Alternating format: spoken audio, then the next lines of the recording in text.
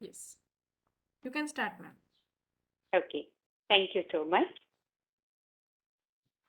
सभी सीधे बैठिए, रीढ़ की हड्डी को सीधा रखेंगे, आंखें कोमलता से बंद करते हुए दोनों हाथों को ध्यान मुद्रा में घुटनों पर रखें। ओम श्री परमात्मने नमः। प्रणव मंत्र ओम। लंबा गहरा श्वास लेते हुए 3 बार ओम।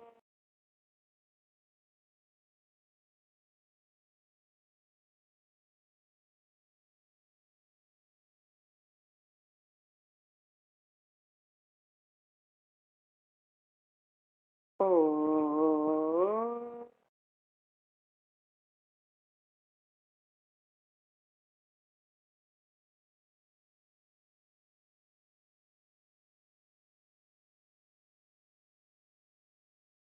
ओम।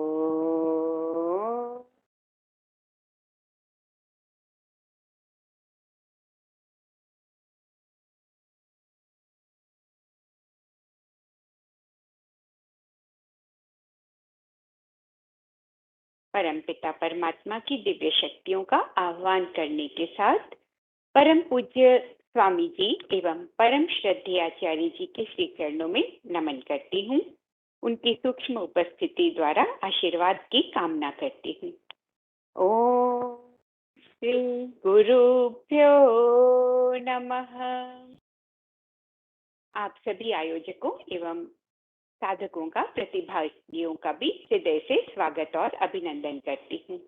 ओम सर्वेभ्यो नमः। आज का विषय अष्ट चक्रों के बारे में जानना और कैसे वो कोरिलेट करते हैं हमारे डिफरेंट बॉडी सिस्टम्स के साथ, उसे भी जानना। आपने कल एक तालिका बनाई थी, टेबल है ना, उसे खोलिए।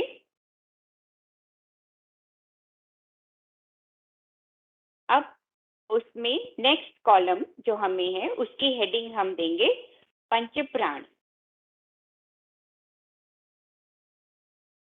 पंच प्राण आप सबको पता है, प्राण अपान उदान व्यान समान। तो आइए इनको हम क्रमशः लिखते हैं, किस तत्व के साथ कौन सा प्राण जुड़ता है। तो पहला है पृथ्वी तत्व। जिस क्रम में आपने लिखा है उसमें पहला आएगा पृथ्वी। तो पृथ्वी तत्व के साथ जुड़ता है अपान।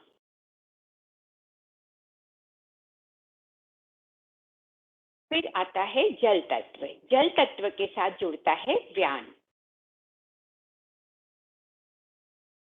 तीसरा है अग्नि तत्व। अग्नि तत्व के साथ समान। वायु तत्व। वायु तत्व के साथ है प्राण। और अंतिम आकाश तत्व, उसके साथ उदान। अब आपको पता है कि ये प्राण कहाँ हैं और कौन से अंग जो उस स्थान पर हैं उनके ऊपर किन किन अंगों पर ये काम करते हैं। तो क्योंकि प्राणों को स्थान भेद और कार्य भेद इसी के आधार पर क्लासिफाई किया गया है, अलग अलग उनको नाम दिए गए हैं। प्राण शक्ति तो पूरे शरीर में एक ही है, कार्य कर रही है। उसको समझने के लिए, उसके कार्यों को समझने के लिए अलग अलग स्थानों पर जिन अंगों पर कार्य करती है उसके अनुरूप उसे नाम दिए गए हैं। तो ये आप सबको पता है। अब यू नो प्राण। बताइए कौन से अंग हैं यहाँ, यहाँ प्राण कार्य करता है ना। बताइए कौन से ऑर्गन्स हैं यहाँ पर। ये तो आपको पता है ना, you all know, we all know body में कहाँ कौन से अंग हैं। तो जब मैं बता रही हूँ कि इस क्षेत्र में, चेस्ट रीजन में डायफ्राम तक, कंठ से डायफ्राम तक प्राण हैं, तो यहाँ कौन से अंग हैं, उसके लिए आपको नोट्स पलटने की जरूरत नहीं पड़ेगी। लंग्स, हार्ट हार्ट, हार्ट है, हाँ उदय। इवन हमारा वॉइस बॉक्स कंठ के बेस में आता है यहाँ पर। तो यहाँ ओवरलैप करते हैं, उदान भी और प्राण भी, कुछ हिस्सा ओवरलैप होता है। तो कंठ से लेके और डायफ्राम तक, तो डायफ्राम इंक्लूडिंग डायफ्राम, यहाँ तक कौन सा कार्य कर रहा है?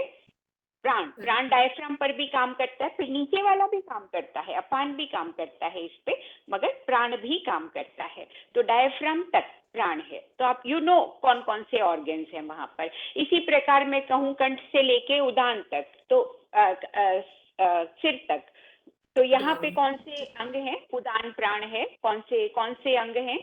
वाक इंद्रिय, वाक इंद्रिय, हाँ, और अन्न नली, अन्न नली तो यहाँ नहीं है।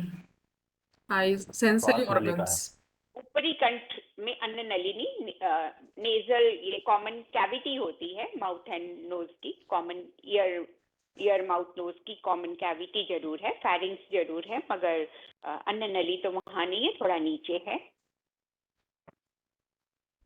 ब्रेन, हमारा मस्तिष्क, दैट्स मोस्ट इम्पोर्टेंट, उसको कैसे Yes. भूल गए, है ना। तो इसी तरह अगर आप और नीचे जाते हैं, नाभि तक, डायफ्राम से नाभि तक, कौन से ऑर्गन्स हैं हमारी बॉडी में? लीवर, और डाइजेस्टिव सिस्टम, डाइजेस्टिव सिस्टम के सारे ऑर्गन्स. यस, अपर Liver है। Digestive system, liver, pancreas, stomach, small intestine भी स्टार्ट हो जाती है नाभि से ऊपर ही, मतलब ड्यूोडेनम जो फर्स्ट पार्ट है उसका, जहाँ मलमूत्र। मेन डाइजेशन होता है। तो mainly digestive system, yes you are right, perfectly all right. उसके बाद हम और नीचे जाते हैं, अपान, नीचे अपान है ना, नीचे पैरों तक जाता हुआ, नाभि से नीचे पैरों तक जाता हुआ अपान। तो ये यहाँ पर कौन कौन से ऑर्गन्स आ जाते हैं? Excretory system and reproductive system organs. Very good, very good. Excretory system के ऑर्गन्स हैं मलाशय, मूत्राशय, और हमारे फिर ये रिप्रोडक्टिव सिस्टम के सारे ऑर्गन्स यही हैं। महिलाओं में यूट्रस है, ओवरीज हैं, फेलोपियन ट्यूब्स हैं, पुरुषों में प्रोस्टेट है, बाकी उनके शरीर से बाहर दिए हैं प्रकृति ने। उसके पीछे भी एक बुद्धिमत्ता है, इनफाइनाइट विजडम ऑफ नेचर। ये बता देती हूँ मैं आपको, आज के सब्जेक्ट से रिलेटेड तो नहीं है, मगर सिंस ये बात आई है तो मैं बता देती हूँ कि प्रकृति ने, नेचर ने हमें जो भी कुछ दिए हैं अंग, कोई भी उसमें वेस्ट नहीं है, कोई भी उसमें एक्स्ट्रा नहीं है, कोई भी उसमें डिफॉर्मिटी या मतलब कोई कि भाई ये इस एंगल पे नहीं है या इस एंगल पे बना है तो ठीक नहीं है ना, ऐसा नहीं है। Nature in its infinite wisdom और ट्रायल एंड एरर के बाद जो धीरे धीरे जो मोल्ड करता है एक लिविंग ऑर्गेनिज्म को, तो वो परफेक्ट होता है अपने कार्य के लिए। एक चींटी भी परफेक्ट है। तो यहाँ पर अगर मेल जेनाइटल्स बाहर दिए हैं प्रकृति ने, तो उसके पीछे भी कोई विजडम है, उसके पीछे भी कोई कारण है। क्या है मैं आपको बताती हूँ। हमारी बॉडी का इनर टेम्परेचर होता है लगभग 100 डिग्रीज फ़ारेनहाइट। बाहर का तो आप सबको पता है, हम थर्मोमीटर से चेक करते हैं, बताइए कितना होता है? 97 डिग्री फ़ारेनहाइट। नहीं, Normal room temperature, ma'am. 23, normal 25. Room temperature नहीं, normal body temperature. Okay. 98, normal body temperature. 98, उससे ज्यादा होता है तो हम कहते हैं फीवर है, उससे नीचे है तो हम कहते हैं हाइपोथर्मिया है। 98, 98 point, something. 98 point, 2. No no, 98.4 या 98.6 इसको माना जाता है नॉर्मल। तो ये है हमारा नॉर्मल टेम्परेचर आउटर, जो हम बाहर से मुख में थर्मामीटर रखें या अंडर आर्मपिट में रखें तो हमें ये टेम्परेचर मिलता है, which is 1.5 degree 1.5 degree less than our inner temperature. अंदर का है, बाहर का अगर 37 डिग्री सेल्सियस हम कहेंगे तो अंदर का अबाउट 39 डिग्री सेल्सियस के करीब है। तो ये फ़ारेनहाइट और सेल्सियस स्केल दोनों पे मैंने आपको बताया। तो ये जो हमारा जो इनर टेम्परेचर है उस पे क्या होता है, sperms are manufactured by the body outside and stored also outside. जो टेस्टिस होते हैं वो स्क्रोटम में 2 मेल टेस्टिस जो होते हैं, जिन्हें मेल अंडाशय कहा जाता है, तो वो जो होते हैं, ओवरीज को भी अंडाशय कहते हैं पर उसे डिंबाशय कहते हैं। डिंब और ये शुक्र को शुक्र जहाँ रहते हैं उसे अंडाशय कहते हैं पुरुषों का। तो ये जो टेस्टिस होती हैं 2, ये स्क्रोटम में रहती हैं एंड इसको शरीर से बाहर रखा गया है, एक थैले में डालकर इनको शरीर से बाहर रखा गया है प्रकृति के द्वारा, क्योंकि अगर स्पर्म इनर टेम्परेचर पे आएंगे तो वो बहुत एक्टिव हो जाएंगे, उनकी मोटिलिटी बहुत बढ़ जाएगी and then in a few hours, at the most 20, 22, 24 hours के अंदर अंदर, उससे कम में ही वो पूरा अपना मतलब इतनी ओवर एक्टिविटी उनकी होती है, फिर वो मर जाते हैं, खत्म हो जाते हैं, निष्क्रिय हो जाते हैं। तो इसीलिए उनको अंदर नहीं रखा गया बॉडी के। कॉन्स्टेंटली अगर वो 100 डिग्री फ़ारेनहाइट या 39 डिग्री सेल्सियस पर रहेंगे तो वो उनकी मोटिलिटी बहुत बढ़ जाएगी, उनकी एक्टिविटी बहुत बढ़ जाएगी and they will die out. तो इसीलिए उनकी मैन्युफैक्चरिंग भी वही होती है बाहर, और उनकी स्टोरेज भी, उनको स्टोर भी प्रकृति वही करती है। चलिए, हम आज का ये विषय नहीं था पर चूंकि बात आ गई थी तो मैंने इस पॉइंट को क्लैरिफाई किया। हाँ, तो हम ये बॉडी ऑर्गन्स कौन कौन से हैं, फिर व्यान मैंने आपको बताया पूरे शरीर में घूमता हुआ इन चारों के साथ भी कोऑर्डिनेट करता है। ये प्राण जो है मूव नहीं करते, मतलब जिस स्थान पर जो वायु काम कर रही है वो उसी स्थान पर उन्हीं अंगों को लगातार उनके साथ मिलकर उनको कार्यशक्ति दे रही है। पर व्यान लगातार जो है वो, मतलब ऐसा नहीं है कि वो स्थिर हैं, काम वो कर रहे हैं, क्योंकि प्राणों का नेचर ही है, इन्नेट नेचर ही है चरैवेति, मतलब लगातार being active, constantly they are active, तो they are doing something everywhere. पर व्यान जो है वो घूमता है, कोऑर्डिनेट करता है इन चारों प्राणों के बीच में, और घूमते हुए वो क्या कार्य कर रहा है, क्या चीज घूम रही है हमारे शरीर में? ब्लड। तो आप समझ सकते हैं कि व्यान प्राण जो है वो हमारे ब्लड को सर्कुलेशन में मदद करता है। हार्ट की पंपिंग में यहाँ जो है हार्ट को शक्ति दे रहा है प्राण, और ब्लड को घुमाने में पूरे शरीर में व्यान। और इसी तरह से पूरे शरीर में फैली हुई जो हमारी धातुएं हैं उनको रक्त के द्वारा पोषित करना, उनको न्यूट्रिएंट्स, माइक्रोन्यूट्रिएंट्स, ये सॉल्ट, केमिकल्स, हार्मोन सब पहुंचाने का कार्य ब्लड कर रहा है। तो उनका पोषण भी ज्ञान के द्वारा हो रहा है। तो इंद्रियों का या धातुओं का तर्पण और पोषण, सभी अंगों का तर्पण और पोषण, तर्पण माने उनको देना, मतलब पोषण पहुंचाना, तो तर्पण और पहुंचाना और उनको पोषित करना किसका कार्य है? व्यान का। तो चाहे वो हड्डियां हों, चाहे वो मांसपेशियां हों, पूरे शरीर में फैली हुई जो भी चीजें हैं उन सबको, समस्त धातुएं जो शरीर की हैं वो किसके अंतर्गत आएंगी, किसकी एक्टिविटी के अंतर्गत आएंगी? व्यान, है ना, व्यान। तो ये हो गया। तो ये आपको समझ में आ गया कौन कौन से ऑर्गन्स। तो now you can very well understand body systems. Body systems क्या है? देखिए, यहाँ पर मैं आपको बताती हूँ हमारे शरीर की संरचना की सबसे सूक्ष्म इकाई, द स्मॉलेस्ट यूनिट क्या है? आपकी आवाज नहीं आ रही? Cell. Yes, very much so. Cell, cyto, कोशिका, कोशा, सब उसके नाम हैं। तो ये जो सेल होती हैं ये बहुत सूक्ष्म होती हैं। कैन एनीबडी गेस कितनी सेल्स हैं हमारी बॉडी में? Number of cells in our body, including blood corpuscles, everything, including the symbiotic bacteria in our gut and skin, सब मिलाकर कितने सेल्स हैं हमारी बॉडी में? Can you make a guess, tentative guess?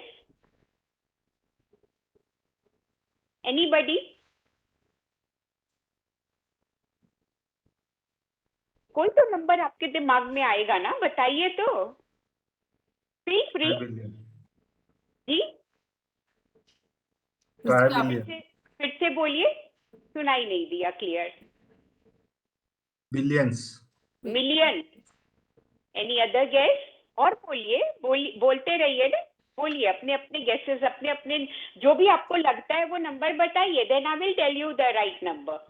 अब बताइए कि आपका गेस क्या है, how much you think, how many cells do we have?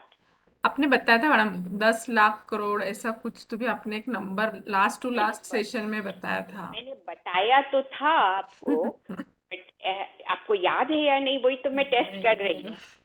कोई बात नहीं, guess, make a guess. I think, ma'am, 72. Those are nadis. वो नाड़ी है, हाँ, नाड़ियां हैं, Sorry. नाड़ियां ही इतनी हैं तो सेल्स तो कितनी होंगी सोचिए। 84 lakh ऐसा 24, 37 trillions, ma'am.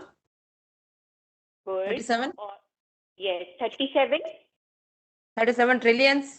ट्रिलियन, कोई Yes. तो आया ट्रिलियन Yes, पे। ma'am. Yes, ma'am. Yes, good, good guess, good guess. Thank you. हाँ, हाँ, थोड़ा सा और इससे ऊपर जाइए। 60 से 90 ट्रिलियन। 37.3. 60 से 90 ट्रिलियन। 100 ट्रिलियन, 60 से almost 90। 100 trillion cells. And do you know trillion में कितने जीरोस होते हैं? 1 ट्रिलियन। ट्रिलियन में कितने जीरोस होते हैं? Crore, 10 crore. Trillion, million, crore. Billion, trillion, है ना? मिलियन में कितने जीरोस होते हैं? ट्रिलियन में 12 होते हैं मैम।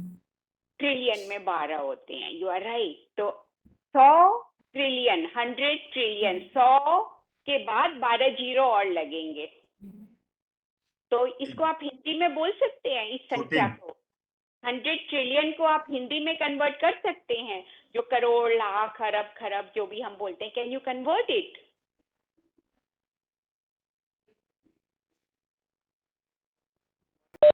1 लाख करोड़। एक नहीं, ट्रिलियन, हाँ 1 lakh crore, right. 1 trillion is equal to 1 lakh crore, पर 100 ट्रिलियन है तो वो 100 लाख करोड़ है। 1 trillion equal to 12 zeros, right, एक के बाद 12 जीरो। तो इसमें आप 5 जीरो लाख के हो गए, 7 जीरो उसके बाद करोड़ के हो गए। इतना तो आप सब जानते हैं ना, 1 लाख में 5 जीरो लगते हैं, 1 करोड़ में 7 जीरोस लगते हैं। तो 5 और 7 12 हो गए तो लाख करोड़ हो गया। तो 100 ट्रिलियन का मतलब 100 लाख करोड़ कोशिकाएं मनुष्य के शरीर में होती हैं। ब्लड कॉर्पस्कल्स भी कितनी होती हैं? 8 cubic mm blood. Cubic mm is smaller than a drop. एक ड्रॉप ब्लड का हम छोड़ेंगे तो it will fall in a bigger circle. पर 1 क्यूबिक mm कितना होता है? एक पिन प्रिक करके हम जितना एक ब्लड निकालते हैं शुगर टेस्टिंग के लिए या क्या कहें हीमोग्लोबिन टेस्टिंग के लिए, एक स्लाइड पर हम पिन प्रिक करके लेते हैं ना, तो that is almost a 1 cubic millimetre. Millimetre कितना छोटा होता है? सेंटीमीटर का 10th पार्ट। तो उसका एक ट्यूब बनाएंगे तो कितना छोटा होगा सोचिए आप, 1 क्यूबिक mm। तो दैट इज जस्ट लाइक एक पिन प्रिक किया हमने और जितना ब्लड निकला, जितना हम एक स्लाइड पे ले रहे हैं टेस्टिंग के लिए या ब्लड शुगर टेस्टिंग के लिए, उतना होता है 1 क्यूबिक mm। उसमें पता है कितने हमारे ब्लड कॉर्पस्कल्स होते हैं? सिर्फ रेड ब्लड कॉर्पस्कल्स उसमें 50 से 60 लाख होते हैं 1 क्यूबिक mm में। 50 लाख से ऊपर। महिलाओं में थोड़े कम होते हैं, 50 के करीब होते हैं, पुरुषों में 60 के करीब होते हैं। इसीलिए पुरुषों का haemoglobin count always higher than females होता है। तो ये जो है, आप सोचिए कि कोशिकाएं कितनी छोटी होती है, और ब्लड कणिकाएं तो और छोटी होती हैं, ब्लड कॉर्पस्कल्स आर इवन स्मॉलर। तो ये हमारी बॉडी बनी है 100 ट्रिलियन कोशिकाओं से। तो ये जो कोशिकाएं हैं ये सिमिलर, इसमें कई तरह की कोशिकाएं हैं, सबसे छोटी, बहुत बड़ी, फिर लंबी, जैसे हमारे न्यूरॉन्स, नर्व सेल्स जो होते हैं, न्यूरॉन्स ब्रेन के भी और जो नर्व्स होती हैं उनके भी, ये लंबे होते हैं। सब तो लॉन्गेस्ट कोशिकाएं कौन सी होती हैं? नर्वस टिश्यू, हमारा जो नर्व सेल्स होते हैं उनमें सबसे लंबी कोशिकाएं पाई जाती हैं। नॉट ऑल आर इक्वल, कुछ छोटे होते हैं, कुछ लंबे होते हैं, कुछ और लंबे होते हैं। तो लॉन्गेस्ट अगर हम सेल्स देखेंगे तो हमारे न्यूरॉन्स होते हैं, कुछ neurons are the longest kind. फिर सबसे छोटी, डू यू नो हमारे शरीर की सबसे छोटी कोशिका कौन सी है? Sperm. Sperm, very good. मैंने बताया भी था, but yes you remembered and you know, good, very good. तो स्पर्म। और सबसे बड़ी कोशिका कौन सी है, can you guess? Liver. Skin. Liver organ सबसे बड़ा है। कोशिका सेल की बात कर रही हूँ, वो तो कई तरह की कोशिकाओं से बना है। सबसे बड़ी कोशिका मानव शरीर की। Skin. Ovum, egg. Yes yes, you are right doctor Preeti, you are absolutely right. Ovum, sperm का काउंटर पार्ट। ओवम जो है that is the single largest cell of the human body. Smallest sperm है, और एक सुई की नोक पे हजारों आ जाते हैं स्पर्म, और एक सुई की नोक पे सैकड़ों आ जाते हैं ओवम। वो भी कोई इतना बड़ा नहीं है कि आप उसको नेकेड आई से देख सकें। ओवम को देखने के लिए भी आपको माइक्रोस्कोप चाहिएगा। तो एक सुई की नोक कितनी छोटी होती है, उसके ऊपर हजारों स्पर्म आ सकते हैं, इतना स्पेस है। और उसी सुई की नोक पे फ्यू हंड्रेड ओवम भी आ जाएंगे। तो हमारी कोशिकाएं अति सूक्ष्म होती हैं, माइक्रोस्कोपिक ही होती हैं। इवन न्यूरॉन्स और माइक्रोस्कोपिक, उनको भी आप लॉन्गेस्ट होने के बावजूद उनको आप नेकेड आई से नहीं देख सकते। तो 100 ट्रिलियन कोशिकाएं हैं, सेल्स हैं हमारी बॉडी में, and many kinds of different tissues also. मतलब अलग अलग प्रकार की। Skin cells is a different kind of tissue, हमारे liver cells are a different kind of tissue. और ऑर्गन्स जो है ना, वो कई तरह के टिश्यूज से मिलकर बनता है, मोर देन वन काइंड। एक तरह का नहीं होता। लिवर में भी कई तरह के टिश्यूज मिलेंगे हमारे। जैसे skin is one kind of tissue, blood is one kind of tissue, bone is another kind of tissue, muscles are another kind of tissue. हमारे ब्रेन के जो न्यूरॉन्स हैं that is another kind of tissue. मगर जो organs बनते हैं, even brain जो है वो भी जो है कई तरह के, उसमें न्यूरॉन्स और दूसरे और भी टिश्यूज हैं जिनसे मिलकर वो बनता है। तो कोई भी ऑर्गन आप ले लीजिए, more than one tissue group से मिलकर बना है। तो सबसे पहले cell, basic unit is cell, then cell के ग्रुप्स को टिश्यू कहते हैं। और टिश्यूज जो होते हैं, more than one kind of tissue, they make an organ. और कई तरह के जो ऑर्गन होते हैं वो, मतलब कई तरह के, मतलब कई ऑर्गन, कई तरह के नहीं कहूंगी, कई ऑर्गन जो एक तरह के कार्य को संपूर्णता देते हैं, वो आपस में जुड़कर एक बॉडी सिस्टम बनाते हैं। क्लियर? अगेन मैं रिपीट कर देती हूँ। सेल्स के समूह को कहते हैं tissue, basic unit is cell. Cells different kind के होते हैं, तो उनको डिफरेंट टिश्यूज कहा जाता है, सेल ग्रुप्स को। और मोर than one kind of tissue मिलकर कोई ऑर्गन बनाते हैं, एंड सिमिलर वर्क को परफॉर्म करने वाले या उस कार्य को कंप्लीट करते हैं, एक चेन में जुड़कर, एक साथ जुड़कर, एक के बाद एक, वो ऑर्गन्स एक बॉडी सिस्टम बनाते हैं। जैसे डाइजेस्टिव सिस्टम का आप एग्जाम्पल लीजिए, माउथ से आरंभ होता है, फिर गले से एक नली होती है ईसोफेगस, उसमें भोजन जाता है। डायफ्राम को पार करके यहाँ स्टमक है थोड़ा सा लेफ्ट साइड में, उसमें भोजन इकट्ठा होता है, उसकी ब्लेंडिंग, चर्निंग होती है, डाइजेशन उसका होता है। उसके बाद वो स्मॉल इंटेस्टाइन में प्रविष्ट होता है, उसके फर्स्ट पार्ट में। Small intestine is a long tubular organ, फिर उसके 3 पार्ट्स हैं, उसमें जाते जाते जाते फिर उसका पाचन होता है, फिर एब्जॉर्प्शन प्रारंभ होता है, फिर उसके बाद वो बड़ी आंत में लार्ज इंटेस्टाइन या कोलोन में जाता है, वहाँ रिमेनिंग लिक्विड और जो उसमें कुछ न्यूट्रिएंट्स बच जाते हैं वो एब्जॉर्ब होते हैं। फिर मल जो है रेक्टम में जमा होता है, बचा हुआ भाग मल के रूप में, और फिर जब मलाशय भर जाता है we feel the urge and evacuate through the anus. तो ये पूरा जो है, और बीच बीच में जो डाइजेस्टिव जूसेस मिलते हैं लिवर से, पैनक्रियास से, गॉल ब्लैडर से, तो ये सब जो मेन एलिमेंट्री कनाल एंड ये जो सहयोगी लिवर, पैनक्रियाज आदि हैं, ये सब मिलकर हमारा डाइजेस्टिव सिस्टम बनाते हैं। तो एक ही कार्य को पूर्ण करते हैं ना, वो भोजन के पचाने के काम को पूर्ण कर रहे हैं। तो in a series they are joined together, तो वो एक साथ जुड़कर वो एक पूरा सिस्टम बना रहे हैं, हमारा पाचन तंत्र या digestive system. Clear? So more than one organ they join together and complete one kind of work. तो ऐसे कितने सिस्टम हैं हमारी बॉडी में? एक उदाहरण मैंने आपको दिया डाइजेस्टिव सिस्टम का, तो ऐसे और कितने बॉडी सिस्टम्स हैं? Can you name a few? Nervous system, respiratory, respiratory Organ. System and exploratory, उत्सर्जक system, exploratory, circulatory excretory system, हाँ, circulatory system, circulatory system, yes. Any more guesses? और You- भी हैं? Urinary Digestive system, system. Urinary, excretory, yes, and reproductive system and hormone system, immune system, है ना? बहुत सारे ये सिस्टम्स हैं।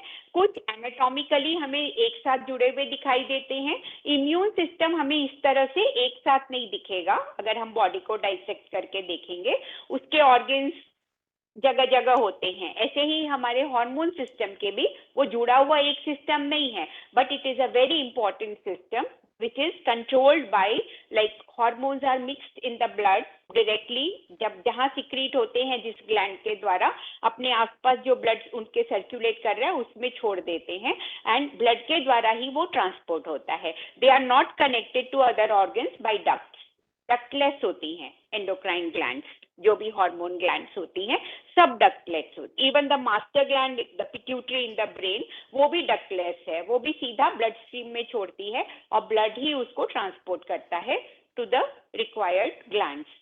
तो पिट्यूटरी मास्टर ग्लैंड है क्योंकि वो निर्देश देती है बाकी के ग्लैंड्स को कि उनको क्या काम करना है, कितने हार्मोन्स बनाने हैं, किस क्वांटिटी में बनाने हैं, तो वो सारा निर्देश मास्टर ग्लैंड पिट्यूटरी भेजती है।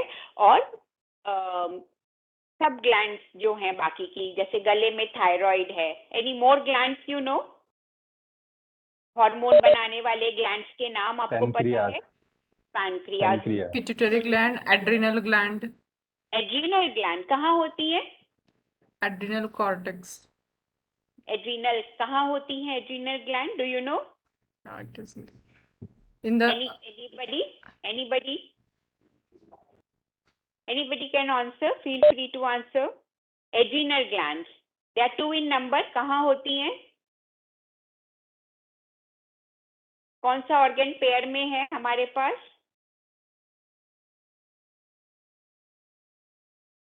Which organ? kidney, 2 in number. Kidneys, yes. Kidney के ऊपर छोटी छोटी टोपियां देखेंगे आप, छोटे छोटे कैप्स देखेंगे आप, वो होते हैं एड्रिनल ग्लैंड्स, दोनों किडनी के ऊपर। और any more glands you know? thyroid, endocrine, thyroid तो मैंने बताया था, यस, गुड। थायराइड, थायराइड के पीछे ही छोटे छोटे 4 दाने होते हैं, parathyroid, yes. Any more? thymus, thymus, yes, in chest, yes, chest, chest bone, sternum होती है ना चेस्ट बोन, वो उसके नीचे की ओर आसपास दोनों साइड में ये ग्लैंड होती है, thymus. Very good. Any more?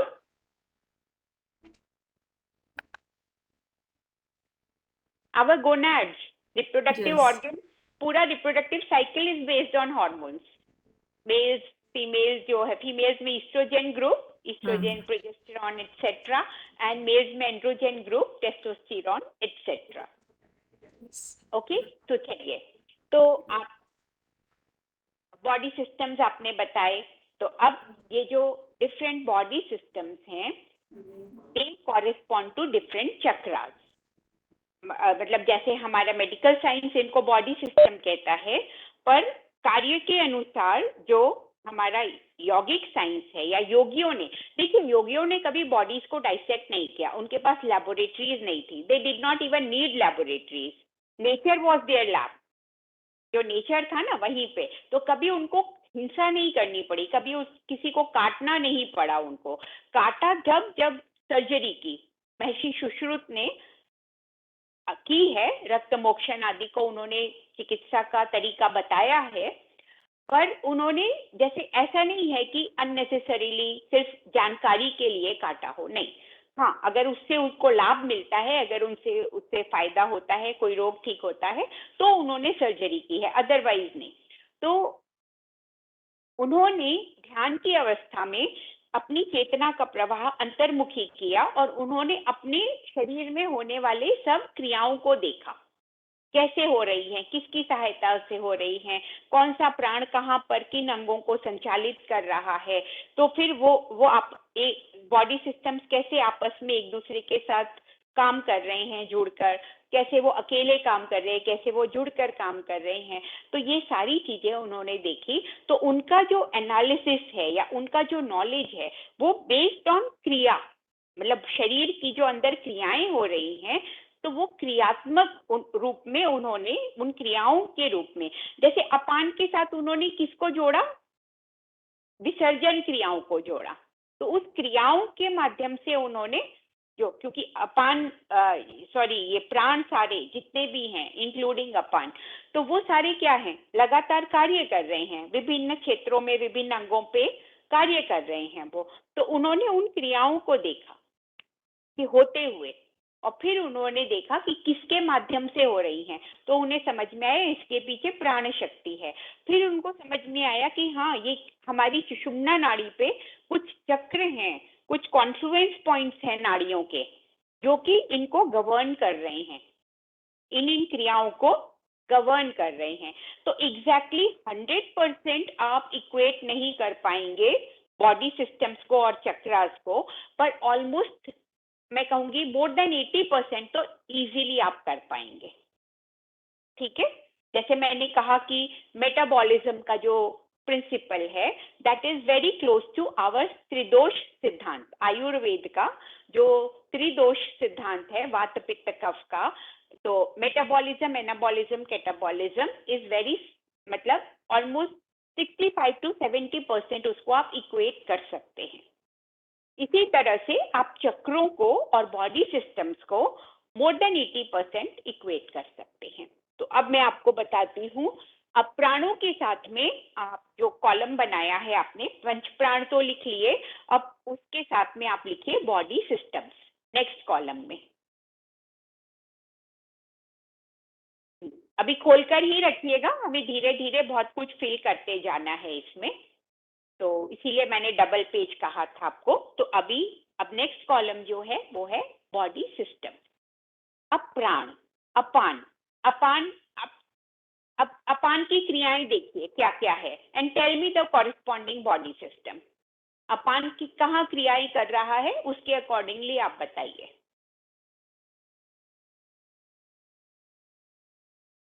digestive system, अपान, एक्सक्रीटरी सिस्टम, एक्सक्रीटरी और urinary, urinary and more, there is मोर।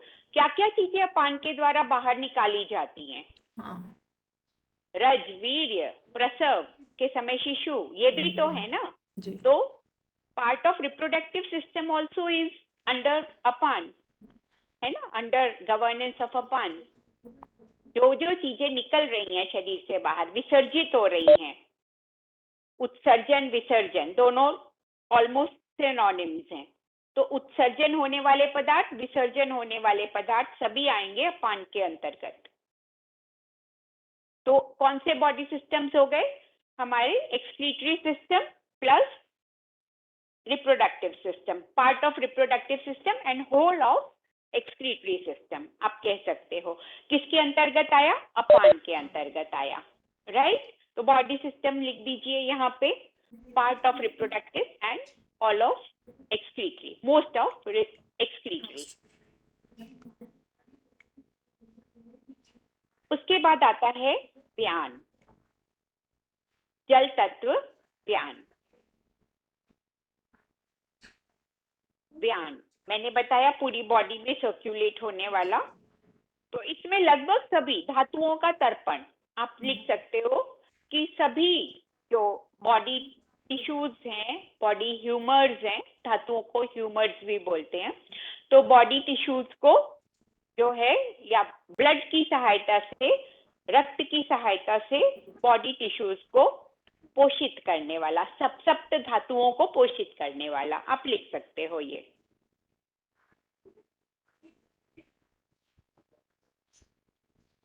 इसमें कोई पर्टिकुलर सिस्टम नहीं, देखिए मैंने बोला ना कि वो क्रिया के एंगल से आएगा, तो आपकी तो इसमें बोन सिस्टम भी आ जाएगा, आपका मस्कुलर सिस्टम भी आ जाएगा, आपकी अन्य धातुएं जो हैं बॉडी की, मतलब बोन्स आ गई, बोन एक अस्थि, मांस मसल हो गया, तो मसल बोन्स आ गए, फिर बोन मैरो मज्जा आ गया, शुक्र मतलब sperm ovum and reproductive cycle, तो वो आ गया। तो उस तरीके से समस्त धातुओं का पोषण, तर्पण, तो ये होता है व्यान के द्वारा। तो ये मैंने कहा ना, एकदम सारे बॉडी सिस्टम उस तरह से नहीं है जो दिखाई दे रहे हैं। क्रियाएं physiologically they are different, they work differently, anatomically और फिजियोलॉजिकली। जो मतलब एनाटॉमिकली जैसे दिखते हैं वो अकेले अकेले काम नहीं करते, physiologically they combine with other systems and work.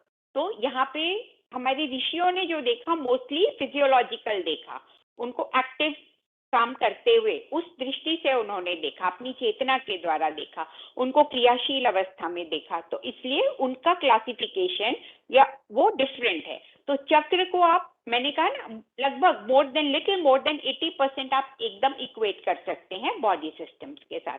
अब उसके ऊपर आइए मणिपुर चक्र, सॉरी अब समान, अभी आप प्राणों पे है ना, मैं चक्र बाद में बताती हूँ। फर्स्ट बॉडी सिस्टम से कोरिलेट करिए, फिर चक्र बहुत इजीली आपको समझ में आ जाएंगे। तो यहाँ पर अब आपका ये हो गया आपका समान, नाभि से नीचे अपान हो गया, अब नाभि से ऊपर तक, डायफ्राम तक समान। यहाँ पे तो आपने बताया ही था, डाइजेस्टिव सिस्टम है ना, एंड सहयोगी ग्रंथियां, लिवर, पैनक्रियाज एटसेट्रा। तो ये हो गया आपका डाइजेस्टिव सिस्टम। फिर आ गया आपका प्राण, ऊपर डायफ्राम से ऊपर प्राण कंठ तक। कौन से सिस्टम्स हैं यहाँ पे?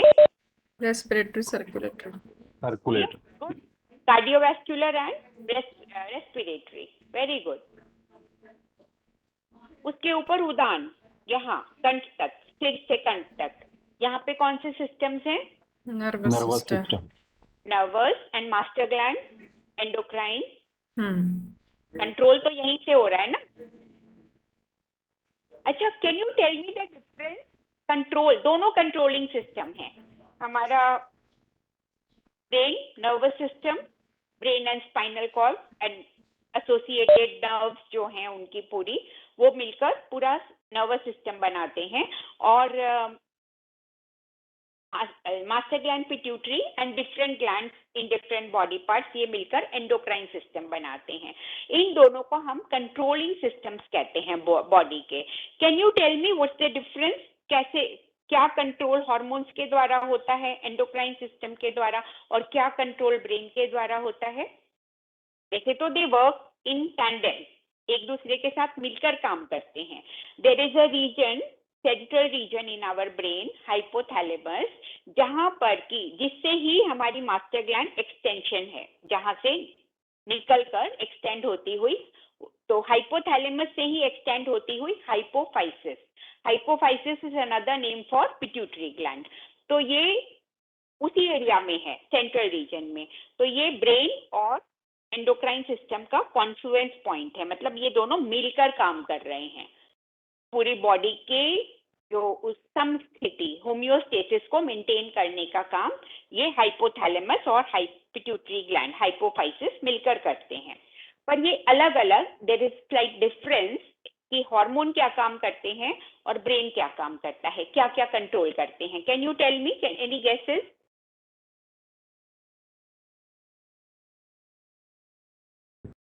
पिट्यूटरी और जो ग्लैंड्स हैं उनको ऑर्डर देती है हार्मोन्स निर्माण करने के लिए, और ब्रेन हमें कोई सेंस होता है तो उसको बताता है कि हमें क्या रिएक्शन करना है.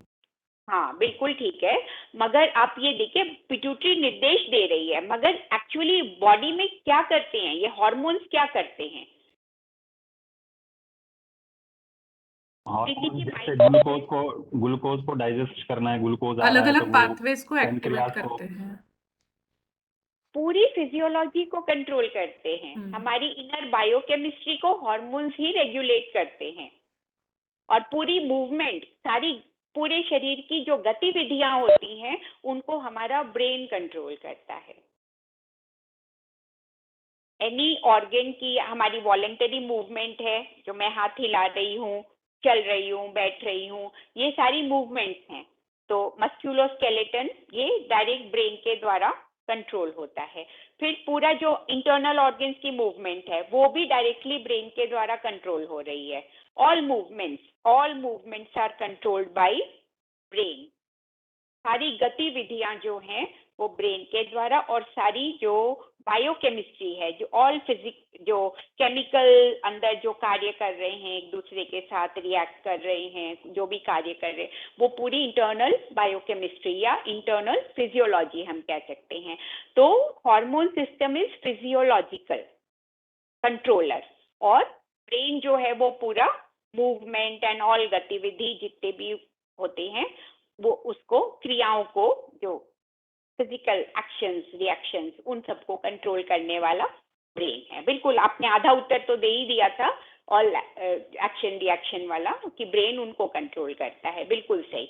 तो इनर बायोकेमिस्ट्री जो है हमारी इंटायर फिजियोलॉजी, उसको रेगुलेट करते हैं हार्मोन.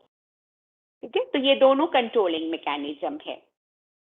चेस्ट कैविटी में रेस्पिरेटरी सिस्टम और सर्कुलेटरी सिस्टम, ये क्या है? ये हमारे मेंटेनेंस सिस्टम है. एक पर्टिकुलर कार्य को करते हुए हमारे शरीर की लगातार मेंटेनेंस करते हैं.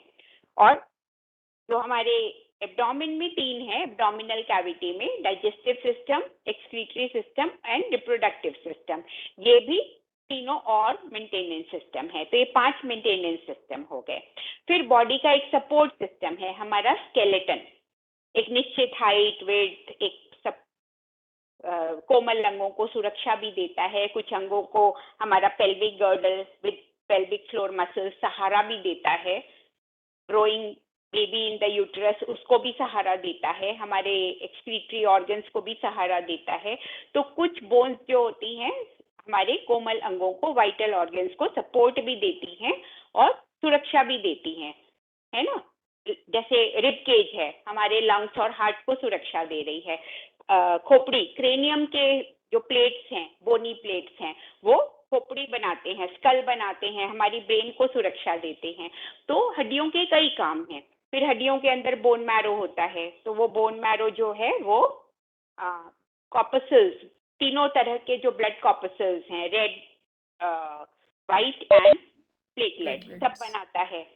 तो ये अलग अलग जो हमारे बॉडी जो ऑर्गन्स हैं वो अलग अलग कार्य कर रहे हैं. तो हमारा ये जो यहाँ तीनों जो ये है मेंटेनेंस सिस्टम, और जो बोन्स हैं वो हमारी बॉडी का सपोर्ट सिस्टम हम कह सकते हैं. तो और उसके साथ जब मसल्स जुड़ जाते हैं, जो बोन्स के बीच में जॉइंट्स हैं जहाँ से बोन्स मुड़ सकते हैं, मूवमेंट हो सकती इज पॉसिबल, बट इसको पॉसिबल बनाते हैं अटैच्ड मसल्स, जो स्केलेटन के साथ जुड़े हुए मसल्स होते हैं. They are also called voluntary muscles. तो ये हमारी इच्छा अनुसार हम अपने आप को मूव कर सकते हैं, एक्सरसाइज कर सकते हैं, डांस कर सकते हैं, योगासन कर सकते हैं, है ना. तो ये सब पॉसिबल होता है बोन्स एंड मसल्स के कोऑर्डिनेशन से, बोन्स, जॉइंट्स एंड मसल्स के कोऑर्डिनेशन से. तो ये इसको हम कंप्लीट कह सकते हैं बॉडी का support system and locomotive system. तो musculoskeletal system is our support system and locomotive system, right. तो ये 8 सिस्टम हो गए ना, 2 कंट्रोलिंग, एक हमारा सपोर्ट एंड लोकोमोटिव, 2 को अलग अलग भी कर सकते हैं हम, skeletal system and muscular system, और फिर 5 मेंटेनेंस सिस्टम, हमारी 3 एब्डोमिनल कैविटी में, 2 चेस्ट कैविटी में। तो ये बॉडी सिस्टम्स आपको समझ में आ गए, इनके काम भी आपको समझ में आ गए। अब सेल्स एंड टिश्यूज भी आपको समझ में आ गए। देखिए, मेडिकल साइंस जो है ना, कुछ टिश्यूज को आइडेंटिफाई करता है। पहले तो उसने बता दिया कि skin tissue is different, liver tissue is different, brain tissue is different, फिर उसको क्लासिफाई किया गया। चार मेन उन्होंने कैटेगरीज बनाई है। यहाँ पर पहली कैटेगरी है उनकी nervous tissue, because it is very distinct from all other. तो इसको एक फर्स्ट कैटेगरी में उन्होंने रखा है, नर्वस टिश्यू को। मतलब जो न्यूरॉन्स हैं, they are specialised cells, very different from others, और बहुत अलग तरह का कार्य करते हैं वो। तो न्यूरॉन्स जो आ गए, वो नर्वस टिश्यू पूरा, वो एक तरह का हो गया।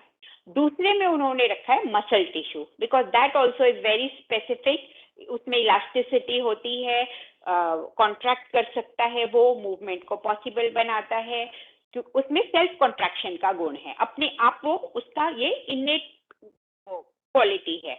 तो उसको एक स्पेशल कैटेगरी मसल टिश्यू। तीसरा उन्होंने कहा बाउंड्री फॉर्मिंग टिश्यू, मतलब जो लेयर्स बनाते हैं, inner and outer coverings, membranes और इनर लाइनिंग, आउटर लाइनिंग। जो हॉलो ऑर्गन्स होते हैं उनमें अंदर की भी एक लाइनिंग होती है।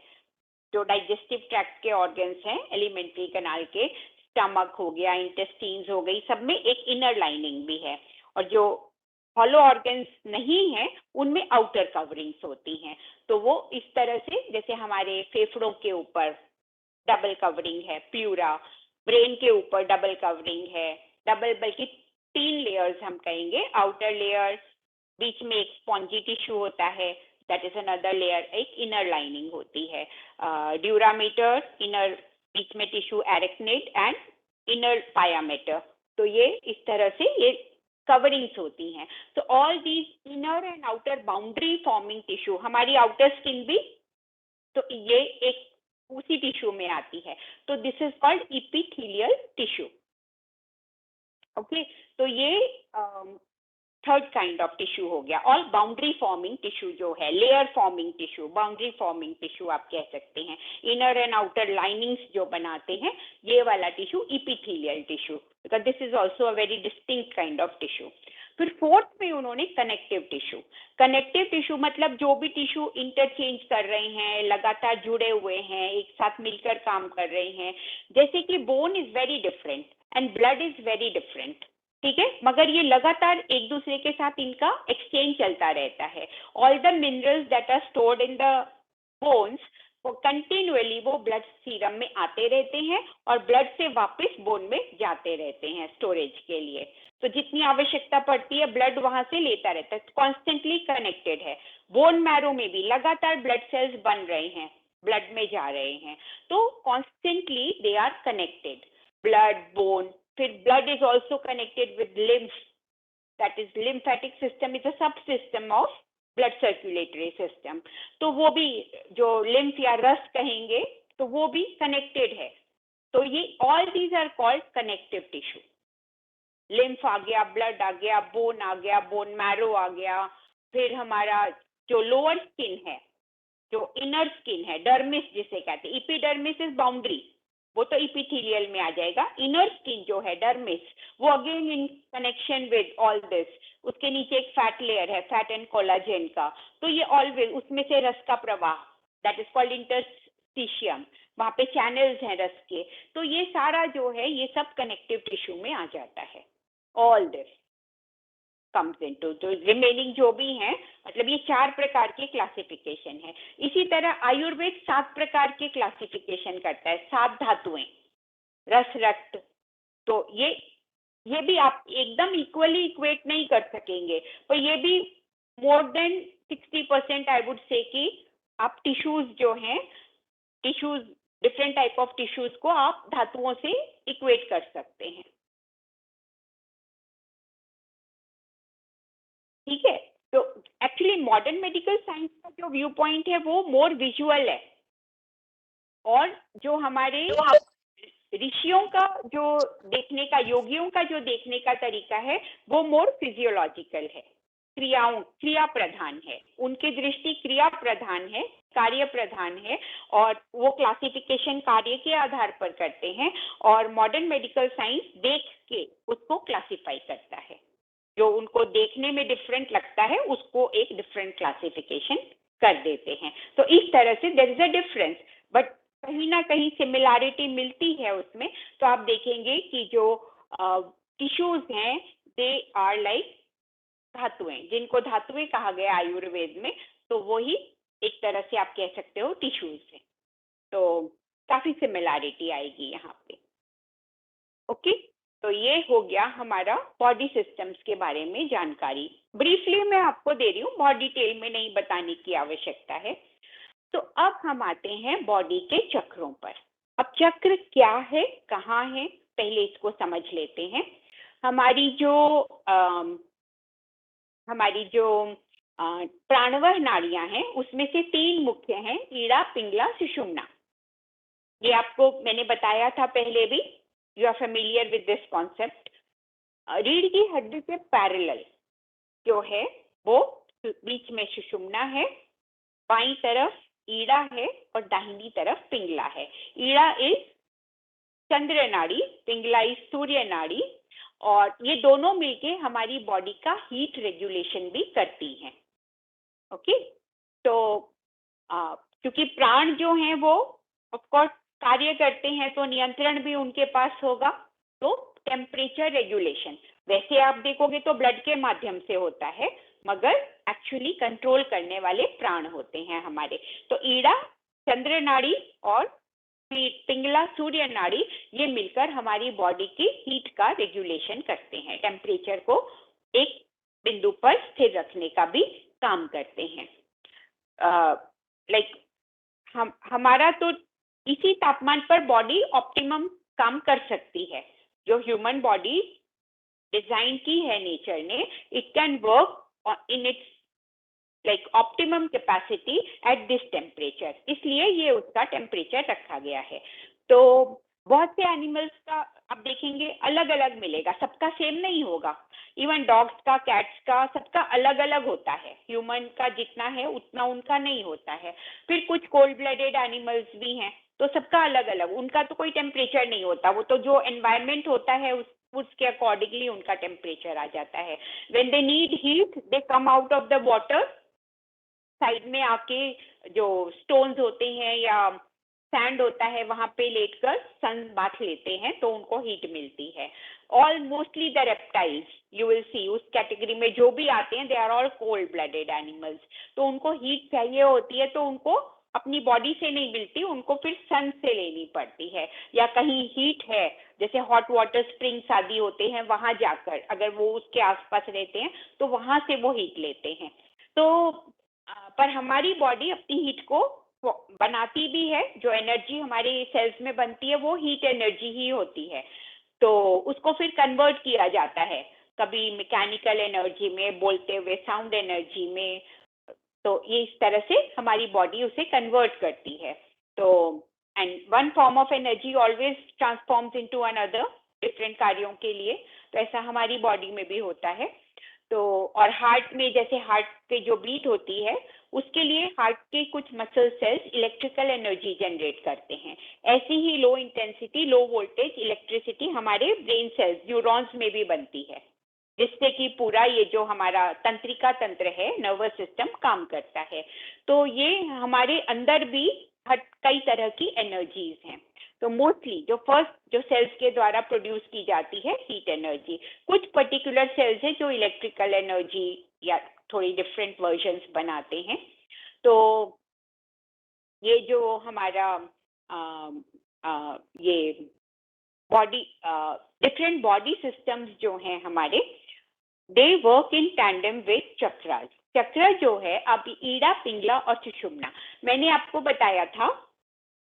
जो ईड़ा और पिंगला नाड़ी में जब हम प्राणायाम की क्रिया के द्वारा उनमें प्राणों का प्रवाह जब सतत निरंतर और निर्बाध, कोई ब्लॉकेजेस नहीं रहते, तो बिल्कुल बिना बाधा के और लगातार होता है, तो फिर ये पूरी तरह जब एक्टिव हो जाती हैं ईड़ा और पिंगला, तो फिर प्राण प्रवाहित होते हैं सुषुम्ना में, आरंभ होते हैं, प्राणों का प्रवाह सुषुम्ना में आरंभ होता है।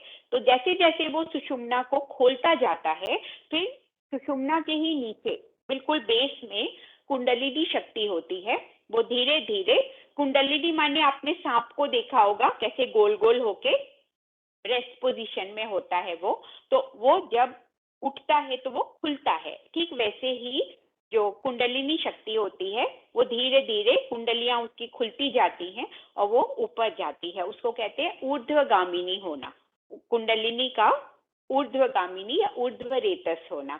तो वो ऊपर जब जाती है तो उसके मार्ग में फिर नाड़ियों के कॉन्फ्लुएंस पॉइंट्स आते हैं, विच आर चक्रास, जहां ये, क्योंकि ये नाड़ियां हैं, मैंने मेन 3 का नाम तो बताया आपको, पर और भी नाड़ियां जगह जगह स्थान स्थान पर अन्य अंगों के साथ जुड़ी हुई जो और नाड़ियां हैं, उनको गवर्न करने वाली जो अन्य नाड़ियां हैं, मैंने आपको बताया था जो करोड़ों नाड़ियां हैं वो प्राणवह नाड़ियां हैं, जो 72 करोड़ 72 लाख वाली संख्या दी थी, उसमें जो मैंने कहा था ये जो 72 करोड़ की संख्या है ये हमारी अति सूक्ष्म प्राणवह नाड़ियां हैं। तो बहुत सारी मेन और भी नाड़ियां हैं जो यहाँ हमारी सुषुम्ना, क्योंकि सुषुम्ना तो मेन है ही, तो उससे मिलती हैं, उसके कॉन्फ्लुएंस पॉइंट हैं, दोज आर कॉल्ड चक्रास। तो जो हमारी शरीर में चक्र हैं वो सुषुम्ना नाड़ी पर मेन जो हैं, वैसे तो बोला जाता है, कई विद्वान कहते हैं कि 108 एक्टिव चक्र हैं, फिर कुछ 4 जो हैं वो निष्क्रिय होते हैं, मतलब वो अपने आप होते हैं, उनके लिए हमें कुछ नहीं करना पड़ता, वो डायरेक्टली हमारे एनवायरनमेंट के साथ जुड़े हुए हैं, मतलब हमारे आउटर एटमॉस्फेयर के साथ जुड़े हुए हैं, तो वो ब्रह्मांड की शक्तियों के द्वारा ही संचालित होते हैं। फिर 2 बाहर भी हैं, हमारी बॉडी से 2 जो हैं वो बाहर ऊपर कहा जाता है, थोड़ा 2 चक्र जो हमारे होते हैं मगर बाहर होते हैं। तो बहुत सारे चक्र हैं, पर इसमें जो मेन सुषुम्ना पे जो मेन एक सीधी रेखा में 7 चक्र, जिनके बारे में सभी एक मत हैं, सभी विद्वान सभी ऋषि एक मत हैं कि ये मूलाधार से सहस्त्रार तक ये 7 चक्र एक सीधी रेखा में हैं, एंड वो सुषुम्ना नाड़ी, मध्य वाली सुषुम्ना नाड़ी पर हैं, और अलग अलग नाड़ियों के कॉन्फ्लुएंस से ये क्रिएट होते हैं हमारे रीढ़ की हड्डी के पैरेलल सुषुम्ना नाड़ी के ऊपर, तो स्थान स्थान पर, तो एक के ऊपर एक, थोड़ी दूरी पर थोड़ी दूरी पर थोड़ी दूरी पर, ये इस तरह से चक्र हैं। तो अभी मैं आपको चक्रों की पोजीशन बताती हूँ, अपनी अपनी बॉडी में वो चक्रों की पोजीशन कैसे होती है। पहले उनके नाम जान लीजिए।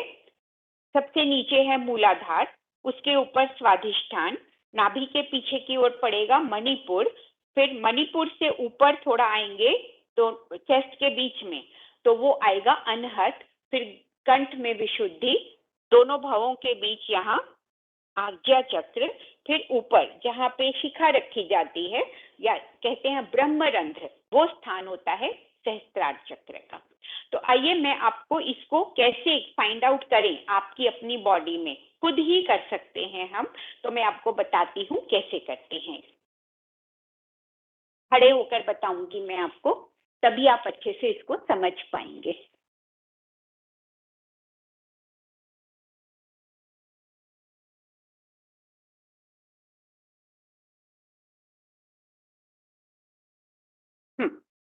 आप सुन पा रहे हैं मुझे? ओके, यस क्लियर है ना आवाज? देखिए आप मुझे पूरा देख पा रहे हैं? Yes ma'am. Head to toe आप देख पा रहे हैं। चलिए, तो अब आपने क्या करना है, अपनी नाभि, कहाँ है आपकी नाभि, उस पर आप अपना थंब रखिए, नाभि पर अपना थंब, राइट हैंड का थंब वहां रखिए, ठीक है। And let your fingers, your palm, उस फिंगर्स स्प्रेड डाउन, ठीक है। तो ये जो आपने नाभि मैंने बताया, नाभि के पीछे जहाँ सुषुम्ना है, ठीक नाभि के पीछे वाला पॉइंट सुषुम्ना पे जो आएगा वो है मणिपुर चक्र, ठीक है। तो दिस इसको हम पहला लेते हैं, सेंटर, हाँ। यहाँ हम अंगूठा रखते हैं, नीचे जाते हैं, जहाँ हमारी लिटिल फिंगर का टिप आता है, स्ट्रेच करेंगे अपने हाथ को, बहुत ज्यादा नहीं, नॉर्मल जितना हम स्ट्रेच करते हैं, जिसको हम एक बित्ता कहते हैं ना, मतलब ये, तो ये आपका पूरा आएगा। तो जहां आपकी लिटिल फिंगर रेस्ट करेगी उस पॉइंट पर पीछे रीढ़ की हड्डी तक आप पहुंचिए, तो वो कॉरेस्पॉन्डिंग पॉइंट जो है वो स्वाधिष्ठान चक्र। ओके, अब इस पॉइंट पर आपकी लिटिल फिंगर थी, वहां अपना थंब रखिए एंड जस्ट रोटेट आपके पाम को पीछे की तरफ, जहां जाता है पीछे, तो that point will be your muladhara, that will be exactly your muladhara chakra. Okay, when you will see, ऐसे इसको पीछे की तरफ जाएगा, क्योंकि यहाँ नीचे पॉइंट है जहाँ स्वाधिष्ठान है, उस पे अब हम रखेंगे और लिटिल फिंगर को लेकर जाएंगे बॉडी के साथ पीछे की ओर, जहाँ ये टिकेगी वो आपका मूलाधार होगा। अब फिर से नाभि पर आइए, नीचे वाले चक्र हो गए, मूलाधार से स्टार्ट हो रहा है, मूलाधार की पोजीशन आपको मिल गई, स्वाधिष्ठान की पोजीशन आपको मिल गई, मणिपुर की मिल गई। अब मणिपुर के बाद ऊपर की ओर जाएंगे अब लिटिल फिंगर को मणिपुर पे रखिए, नाभि पर रखिए, और हम कहाँ टिकता है, बिल्कुल जहाँ चेस्ट के बीच में आ रहा है, दिस पॉइंट इज अनाहत चक्र।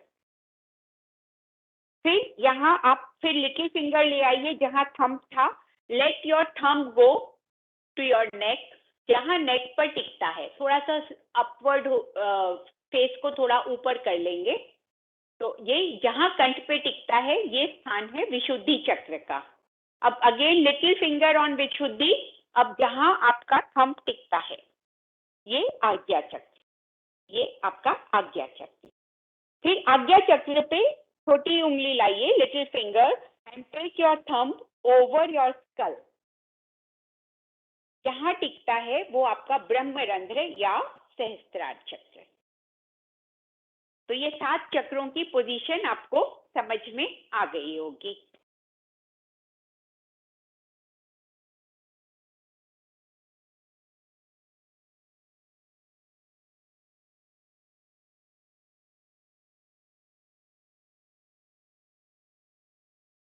तो अब हम आपको आगे बढ़ाते हैं इसमें।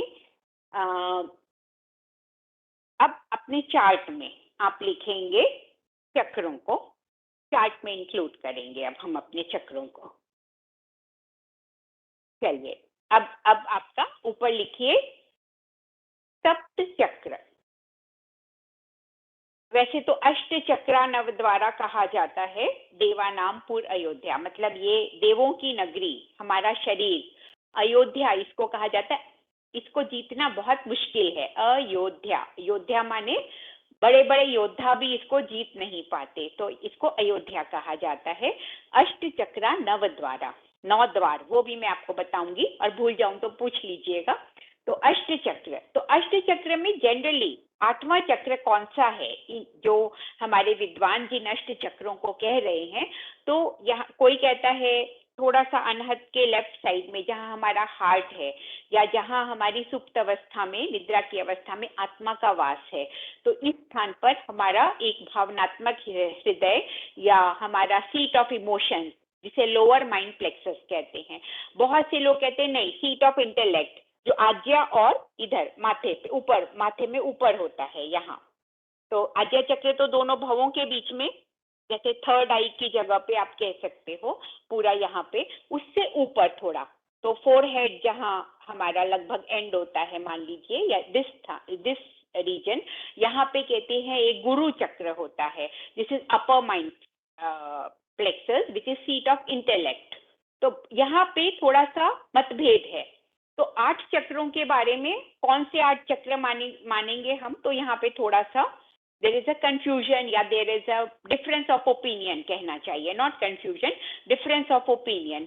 तो इसीलिए हम इन 7 चक्रों के बारे में सब एक उस पे हैं, एक मत हैं, they all agree on this, no disagreement there. तो हम इन 7 चक्रों के बारे में जानते हैं जो सुषुम्ना नाड़ी पर हैं, क्योंकि ये थोड़े से डिफरेंट हम मानेंगे, थोड़ा अलग हो गया, थोड़ा साइडवेज हो गया लेफ्ट साइड में, और ये भी थोड़ा सा अलग और ऊपर की ओर हम seat of intellect and seat of emotions. ठीक है, तो ये of course they are very important chakras, but हम इनको मेन 7 में, सुषुम्ना नाड़ी पर जो मेन 7 में है, अभी वहां पर नहीं जोड़ेंगे। तो ये 7 चक्र जो आपके हैं वो, and because they are not directly even connected to our physical body, मतलब जैसे वो हमारे जो सूक्ष्म शरीर है उससे ज्यादा संपर्क रखते हैं। वैसे तो हमारा आज्य और सहस्त्रार भी सूक्ष्म शरीर से ही संपर्क रखता है, तो जो हमारा सूक्ष्म अस्तित्व है, जो मन बुद्धि चित्त अहंकार, वो आते हैं इसके अंतर्गत।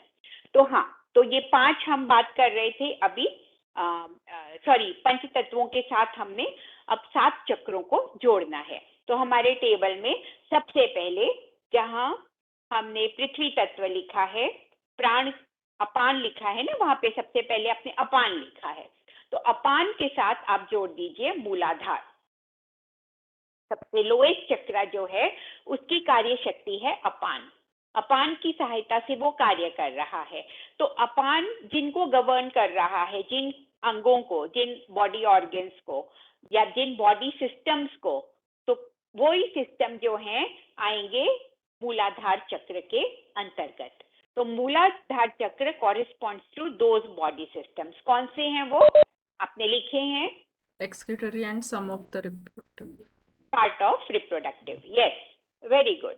तो मूलाधार इनको गवर्न करता है, इन क्रियाओं को गवर्न करता है। मैंने कहा क्रियात्मक, एनाटॉमिकल नहीं, क्रिया, उनकी क्रियाओं को, क्योंकि प्राण और चक्र जो है वो एक्टिवनेस दिखाते हैं, मतलब क्रिएट एक्टिविटी दिखाते हैं। तो जो एक्टिविटी उनकी है उनको गवर्न करता है। फिर सेकेंड, स्वाधिष्ठान।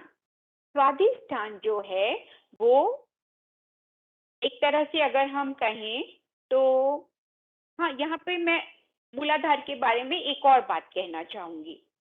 मूलाधार हमारी आरोग्य शक्ति का भी केंद्र है। मतलब अगर मूलाधार हमारा परिशुद्ध हो जाता है, जागृत हो जाता है, इसमें सुषुम्ना में, इसमें कुंडलिनी शक्ति इसको भेद कर आगे बढ़ जाती है, इसका मतलब ये परिशुद्ध हो गया, इसका शोधन हो गया। तो उसका मीनिंग क्या है कि अब हमें आरोग्य शक्ति मिल गई हमारे शरीर को।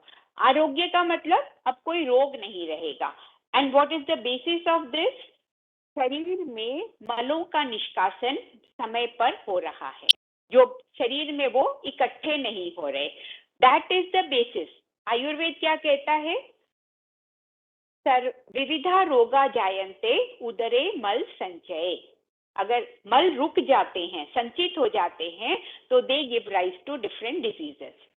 तो अगर आपके शरीर में मलों का सम्यक विसर्जन हो रहा है, टाइम से वो निकल रहे हैं, जहां उनको, मतलब जो टाइम है उनका, जो पीरियोडिसिटी है, उस पे वो आराम से बाहर निकल रहे हैं, आपका मासिक धर्म बिल्कुल समय पे हो रहा है, that means your reproductive system is good, healthy, कोई उसमें कष्ट नहीं है।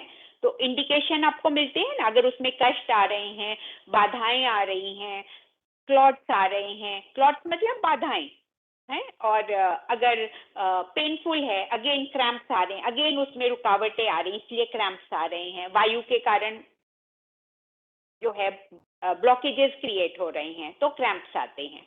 तो ये सब जो है, इसका मतलब अगर सम्यक विसर्जन हो रहा है, सुखपूर्वक विसर्जन हो रहा है, ठीक ठाक हो रहा है, इसका मतलब that particular body system is healthy.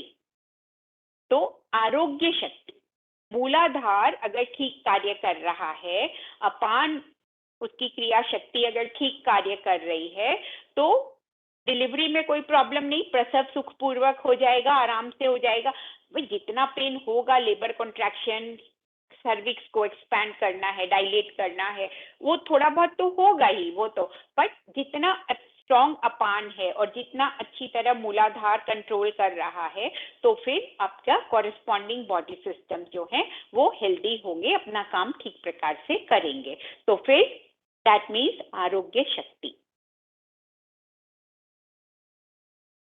ठीक है, ये पॉइंट क्लियर हुआ ना? नेक्स्ट, स्वाधिष्ठान चक्र। स्वाधिष्ठान चक्र लिखिए, एक देखिए क्रमशः आ रहे हैं, जो जो नाम मैंने बताए ना, इन तत्वों के साथ बिल्कुल उसी क्रम में ये कॉरेस्पॉन्ड कर रहे हैं, नीचे से ऊपर जाते हुए। और तत्व भी देखिए आपके नीचे सबसे स्थूल है, उसके ऊपर उससे सूक्ष्म जल, फिर उससे सूक्ष्म अग्नि, फिर उससे भी सूक्ष्म वायु, और फिर सबसे सूक्ष्म आकाश। अपने आप हो रहा है ये नेचुरल प्रोग्रेशन। आप देखिए बिल्कुल नेचुरल प्रोग्रेशन है ये। इसी तरह चक्र भी उसी तरह से, तो very logical and very natural progression है ये आपका। तो अब नेक्स्ट जो है यहाँ पर कौन सा चक्र है, मैंने बताया था स्वादिष्ठान, राइट। स्वादिष्ठान चक्र लिख दीजिए आप। तो वो व्यान के साथ एसोसिएट हो रहा है, व्यान इसकी कार्य शक्ति है। अब व्यान जो कार्य कर रहा है वो सारे गवर्न होते हैं या कंट्रोल होते हैं स्वादिष्ठान चक्र के साथ। तो यहाँ पर नव सृजन की शक्ति है, रीजेनरेटिव पावर आप कह सकते हो। जो भी जेनरेटिव पावर या रीजेनरेटिव पावर आप कह सकते हो, जो भी टूट फूट रिपेयर हो रही है, धातुओं का निर्माण हो रहा है, उनका पोषण हो रहा है, इवन गर्भ में शिशु का पोषण हो रहा है।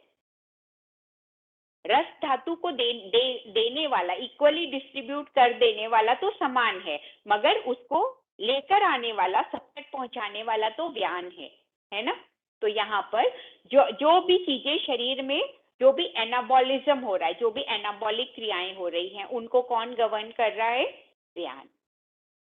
तो जो भी नव सृजन हो रहा है हमारे अंदर, जो भी जेनरेशन रीजेनरेशन हो रहा है, रिपेयरिंग हो रही है, वो सब किसके द्वारा हो रही है, व्यान और स्वादिष्ठान चक्र।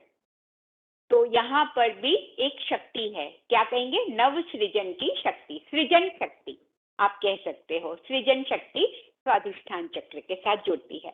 फिर मणिपुर चक्र, मणिपुर चक्र, यहाँ कौन सी वायु है, कौन सी शक्ति है इसकी क्रिया शक्ति, अग्नि।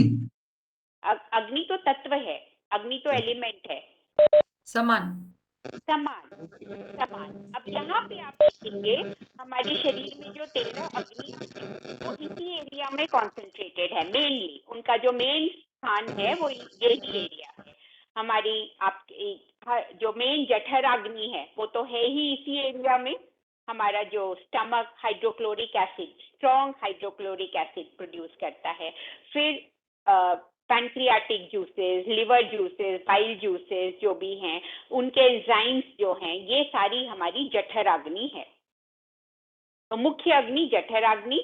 उसके बाद liver is the seat of पंचभूताग्नियां।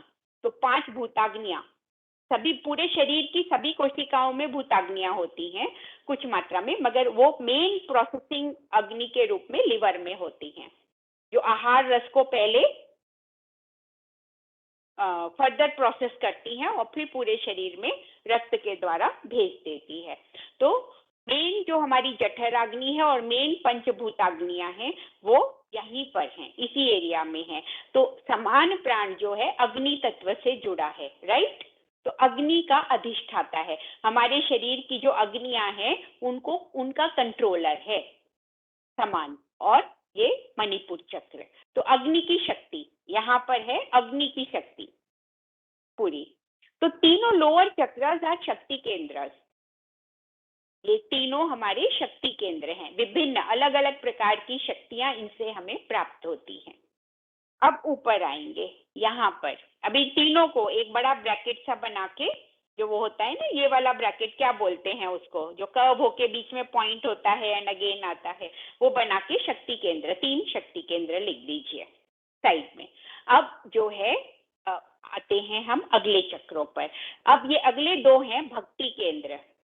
शक्ति, भक्ति और ज्ञान, इन्हीं से मिलकर बनता है हमारा पूरा कार्य, मतलब जो हम करते हैं वो इन्हीं तीनों के आधार पर करते हैं।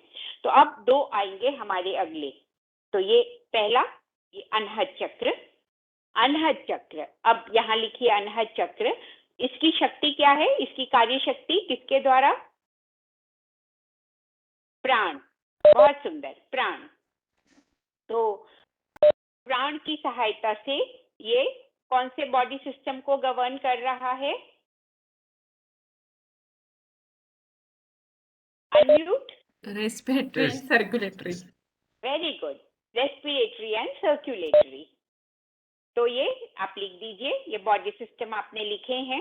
और अब इसके साथ से अनाहत चक्र, तो रेस्पिरेटरी एंड सर्कुलेटरी। अब आता है आपका उदान, आकाश तत्व, उदान प्राण। कौन से ऑर्गन्स है वहां पे? अब अगला चक्र ये आ गया आपका, कौन सा चक्र है कंठ में? विशुद्धि। विशुद्धि चक्र, लिख लीजिए, विशुद्धि चक्र। अब यहाँ पे कौन से सिस्टम्स हैं? उदान प्राण, उदान जो है कौन से बॉडी सिस्टम्स को गवर्न करता है? Please unmute and answer. Nervous system. Endocrine glands. Yes, endocrine and nervous, Nervous. controlling systems of the body. तो ये उनको कंट्रोल करता है, उनको गवर्न करता है। तो ये हो गया हमारा जो। अब यहाँ देखिए, यहाँ प्राण भी, तत्व भी, पंच जो तत्व थे, स्थूल तत्व, पंच तत्व, वो खत्म हो गए।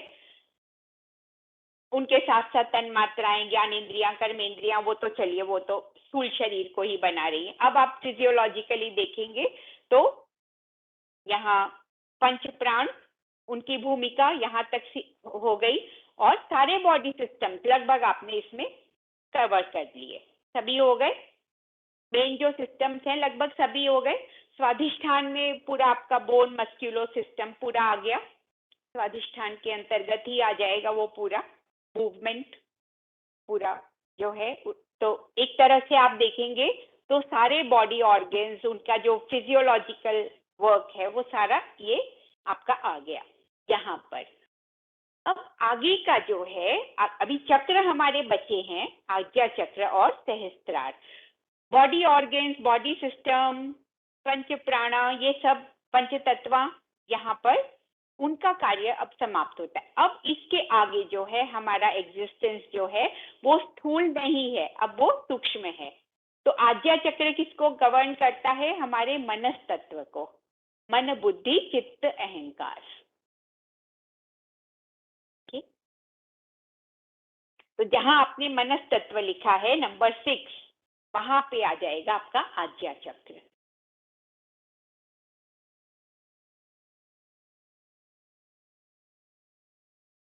सूक्ष्म शरीर को कंट्रोल करने वाला है आज्ञा चक्र। और फिर आत्मा, आत्मा तो स्वयं ही चैतन्य है, वो तो पूरा मैंने बताया था। उसके आगे अब लिखिए ज्ञाता, दृष्टा, कर्ता, भोक्ता।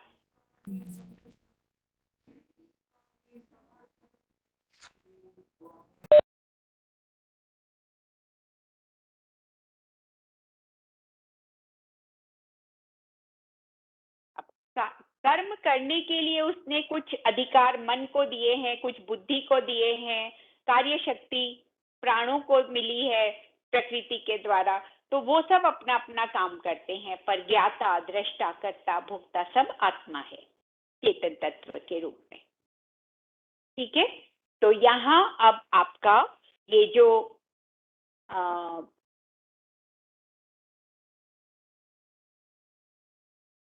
अब ये यहाँ आ जाएगा आपका सहस्त्रार चक्र। मतलब समाधि की स्थिति में जब आपकी आत्मा निर्भीक समाधि तक पहुंचते पहुंचते जब बिल्कुल सारा वो उसके ऊपर के आवरण जो शीट्स होते हैं, different bodies including causal body सब खत्म हो गए, तो निर्बीज समाधि, तो वो मुक्ति या मोक्ष है। तो आत्मा से कनेक्टेड है। अब ये सहस्त्रार चक्र माने आत्मा, तो वहां पे आ गया आपका सहस्त्रार चक्र। अब मैं इसको थोड़ा एक्सप्लेन कर देती हूँ। ये जो अनहत, विशुद्धि और आज्ञा और सहस्त्रार, अनहत और विशुद्धि को भक्ति के केंद्र और विशुद्धि आज्ञा और सहस्त्रार को ज्ञान के केंद्र। ठीक है, तो शक्ति के केंद्र हुए, हमारे भीतर शक्ति भी है, भक्ति भी है और ज्ञान भी है।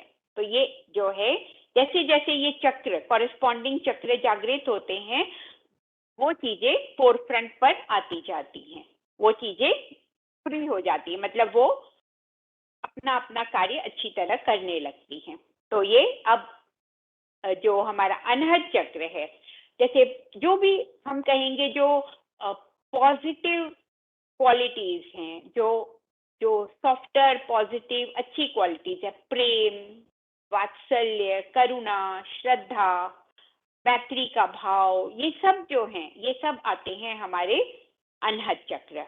आप कह सकते हो इट कनेक्ट्स, बहुत पास में है, सीट ऑफ इमोशंस है ना, तो ये उसके साथ भी जुड़ता है। तो Anahad chakra is our, like it's not our seat of emotions, but it's a chakra which governs all the positive emotions, और यही इमोशन आपको भक्ति तक ले जाते हैं। प्रेम, श्रद्धा, निष्ठा, भक्ति, यही आपको भक्ति तक लेकर जाते हैं। तो ये, इससे तो आप इजीली कनेक्ट कर सकते हैं भक्ति को। फिर विशुद्धि, ये क्या करता है? कहते हैं जिनका, मतलब कहते हैं कंठ में सरस्वती का वास होता है, और सरस्वती को विद्याओं की, कलाओं की देवी माना गया है। उनके हाथ में वीणा भी है, आपने देखा तो। जो भी गायन है, वाद्य यंत्र है, नृत्य है, कोई शिल्प कला मान लीजिए, कोई भी कला, साहित्य कला मान लीजिए, प्रोज वर्स, कुछ भी, तो मतलब बड़े बड़े नाम हैं, कालिदास हैं, शेक्सपियर हैं, तो ये बड़े बड़े हर जगह के बड़े साहित्यकार होंगे। तो इनको, ये सब कलाएं हैं। तो ये जो कलाएं हैं हमारी, खासकर जो हम ये शास्त्रीय कलाएं मानते हैं, शास्त्रीय नृत्य, शास्त्रीय वाद्य यंत्र, गायन, तो आप देखिए ये कोई भी सरल नहीं है, इनमें वर्षों की साधना लगती है इनको सीखने में। आप देखिए, अगर आपकी बेटी भरतनाट्यम सीख रही है तो आप रोज उसको, मतलब वर्षों तक उसको आप उस क्लास में ड्रॉप करने जाते हैं, उसको लेकर आते हैं। कितने क्लासेस, अब जैसे हमारे घर में मान लीजिए शादियां हैं, हमने 5-6 दिन, 7 दिन, 10 दिन बॉलीवुड थोड़े डांस सीख लिए और हमने परफॉर्मेंस, वो हो गया, काम खत्म। बट क्लासिकल जो हमारी कलाएं हैं, साधना, उनके लिए साधना करनी पड़ती है, लंबी साधना करनी पड़ती है उनको, उनमें दक्षता हासिल करने के लिए। उनमें परफेक्शन तो बहुत कम का आप पहुंच पाता है, मतलब उसको बेसिक जानने के लिए भी लंबी साधना करनी पड़ती है। फिर उसमें दक्षता के लिए भी कई सालों की, वर्षों की तपस्या, साधना करनी पड़ती है। तो वो भी एक तरह की भक्ति आप कह सकते हो, साधना, भक्ति। तो ये जो विशुद्धि चक्र जिनका जागृत होता है, उनमें ये गुण कहीं ना कहीं आपको मिलेंगे।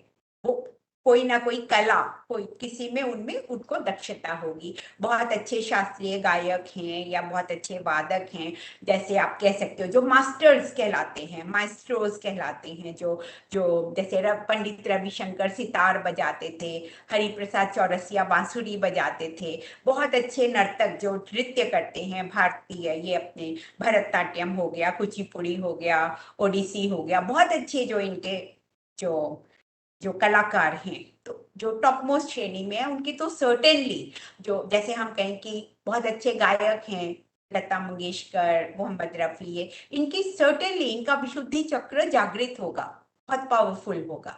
तो ये भक्ति के केंद्र आप कह सकते हो, कला, साधना और भक्ति के केंद्र आप कह सकते हो इन्हें। तो ये अनहत और विशुद्धि। फिर उसके बाद आता है हमारे जो आज्ञा चक्र और सहस्त्रार चक्र, इनको कहा गया है ज्ञान के केंद्र। परा और अपरा विद्याएं। परा विद्या कौन सी होती है? जो ब्रह्म विद्या, ईश्वर को जानने वाली विद्या। और अपरा विद्याएं, all those subjects which we study to work here on earth. तो उसमें लैंग्वेजेस आ जाएंगे, गणित आ जाएगा, mathematics, all the science subjects जो भी हम पढ़ते हैं, फिर लैंड जलवायु, ज्योग्राफी में पढ़ते, तो ये सब, इतिहास, भूगोल, ये सारे जो हैं, जो भी ज्ञान हम अर्जित करते हैं इस धरा पर कार्य करने के लिए, वो सब अपरा विद्या में आता है। अपरा, मतलब परा माने ब्रह्म, पराशक्ति माने ब्रह्म शक्ति। तो परा जो विद्या है वो ब्रह्म से रिलेटेड करती है, ईश्वर से रिलेटेड करती है। ईश्वर को जानने की विद्या परा विद्या है, और इस धरा पर जो भी कार्य हम कर रहे हैं वो सब अपरा विद्याएं हैं। तो आज्ञा चक्र जो है वो मन, बुद्धि, चित्त, अहंकार, देखिए इन उपकरणों के द्वारा हम सारी इंफॉर्मेशन कलेक्ट कर रहे हैं, एनालाइज कर रहे हैं, एक्शन ले रहे हैं, एक्शन रिएक्शन इन्हीं के द्वारा कंट्रोल होता है ना। यही इंस्ट्रूमेंट्स हैं जो आत्मा को मिले हैं जो इन कार्यों को करने के लिए। तो मनस तत्व पूरा जो है हमारा, जिसके 4 उपकरण हैं, उनके द्वारा जो है हम इस धरा पर अपना जो जीवन है, उस जो कार्य हम करते हैं वो होता है, उसको संपादित करते हैं। तो ये आज्ञा चक्र हमारा। Of course we are using our brain, तो हमारे सेंसरी ऑर्गन्स भी इन्वॉल्व होंगे, मगर स्थूल रूप से नहीं, सूक्ष्म रूप से, ठीक है ना। मन, बुद्धि, चित्त, अहंकार के द्वारा ही ये सब कार्यों का निष्पादन होता है। तो ये आज्ञा चक्र के अंतर्गत आता है। और जो हमारा जो ये चक्र है, क्या कहते हैं, सहस्त्रार चक्र, वो फिर पराविद्या, मतलब जब हम ध्यान समाधि की अवस्था में पहुंचते हैं तो वहां जाकर फिर ये सहस्त्रार चक्र स्पंदित होता है, धीरे धीरे खुलता है और साफ होता है, शोधित परिशोधन होता है इसका। और किस अवस्था तक जाता है?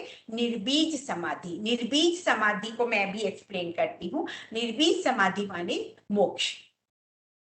That is the final step to attain through human body. 4 पुरुषार्थ बताए गए हैं मानव जीवन के, मनुष्य जीवन के, हमारे ऋषियों द्वारा। धर्म, अर्थ, काम, मोक्ष। तो धर्म पूर्वक अर्थ, काम और मोक्ष को अर्जित करना है हमें, इसीलिए धर्म को पहले रखा गया। मतलब जो सही तरीके हैं उनके द्वारा हमें अर्थ माने धन संपत्ति एकत्रित करनी है अपने कार्यों के निर्वहन के लिए। उसी के आधार पर हमें अपनी कामनाओं को, इच्छाओं को पूर्ण करना है धर्म पूर्वक, और धर्म पूर्वक ही हमें मोक्ष के मार्ग पर आगे बढ़ना है। तो 4 पुरुषार्थ हमें दिए गए हैं ऋषियों के द्वारा। तो इनको करते हुए हम मोक्ष तक पहुंचते हैं। उसके लिए अष्टांग योग का मार्ग हमें दिया गया। यम, नियम, आसन, प्राणायाम, प्रत्याहार, धारणा, ध्यान, समाधि। अगर इस पे आप चाहते हैं कि मैं और बताऊं कुछ, तो फिर I will need some more time, another lecture. आज तो नहीं हो पाएगा ये कवर। तो आज मैंने आपका अष्ट चक्र कवर किया, corresponding body system and cells, tissues, वो सब मैंने आपको बता दिया। पर अगर आप चाहते हैं कि अष्टांग योग, 8 फोल्ड पाथ ऑफ योगा या 8 स्टेप पाथ ऑफ योगा के बारे में मैं थोड़ा सा और बताऊं, तो उसके लिए थोड़ा मुझे लगभग 1 घंटे या 1.5 घंटे का, मतलब एक लेक्चर मुझे और लेना पड़ेगा। तो that you decide, Preeti ji, आप डिसाइड करें if you want. I only have time for tomorrow, ठीक है, कल का ही है। अगर Yes, madam. करना है तो फिर उसके बाद मुझे बाहर जाना है। कल परसों पर मैंने किसी को दिया हुआ है, तो उसको एडजस्ट कर सकती हूँ, मगर थोड़ा सा मुझे एफर्ट ज्यादा लेना पड़ेगा। चलिए, तो हाँ, अब निर्बीज समाधि मैंने कहा था, मैं उसे भी एक्सप्लेन करूंगी। निर्बीज समाधि क्या है? जब चित्त बिल्कुल विकार रहित हो गया, जो मैंने कहा था ना, मन, बुद्धि, चित्त, अहंकार। मन शांत, स्थिर, अब उसका कोई हमें आवश्यकता नहीं रह गई। इसी तरह बुद्धि की भी अब आवश्यकता नहीं रह गई। ऋतंभरा प्रज्ञा जागृत हो चुकी है। जो शाश्वत प्रज्ञा है, जो विवेक बुद्धि है, वो जागृत हो चुकी है। तो अब इनकी आवश्यकता नहीं, ये दोनों शीट्स तो खत्म। चित्त पर पड़े संस्कार भी अब धीरे धीरे समाप्त हो रहे हैं।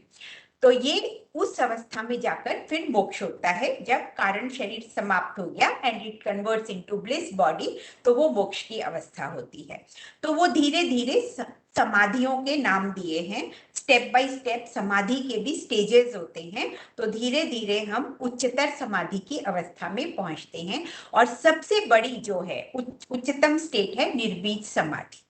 निर्बीज समाधि इसको क्यों कहा गया है? बिना बीज, निर्बीज समाधि।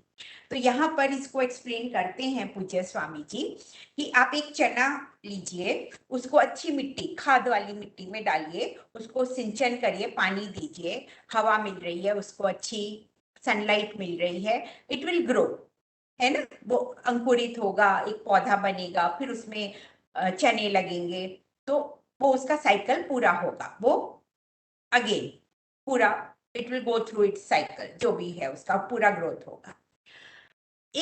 अब आप चने लीजिए, उनको भून दीजिए, उस चने को अब फिर लगाइए आप उसी मिट्टी में, उतना ही पानी दीजिए, खाद, पानी, हवा, सनलाइट सब मिल रही है उसको। Will it grow? No, it will not grow. तो ये है निर्बीज होना, मतलब जो भी इच्छाएं, वासनाएं, संस्कार, उनके अंकुर ही नष्ट कर दिए आपने, उनको दग्ध बीज कर दिया, उनको भून दिया, अब वो अंकुरित होंगे ही नहीं, कितनी भी अच्छी परिस्थितियां मिले।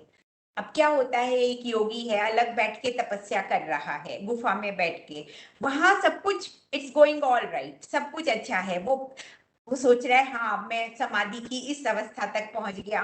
फिर वो अगर संसार में आता है या संसारी उसके पास जाते हैं, इंटरैक्ट करता है, कुछ इच्छाएं, कुछ वासनाएं उसकी फिर जागृत हो जाती हैं, तो अभी वो दग्ध बीज नहीं हुई हैं, वो इच्छाएं, वासनाएं अभी उनमें क्षमता है, अभी वो पुनः अंकुरित हो सकती हैं, पुनः फल फूल सकती हैं, पुनः विकसित हो सकती हैं। तो निर्बीज होना माने दग्ध बीज होना, मानो सारे चने अंदर के भून दिए, अब वो अंकुरित हो ही नहीं सकते, कितना भी स्टिम्युलेशन उनको दिया जाए।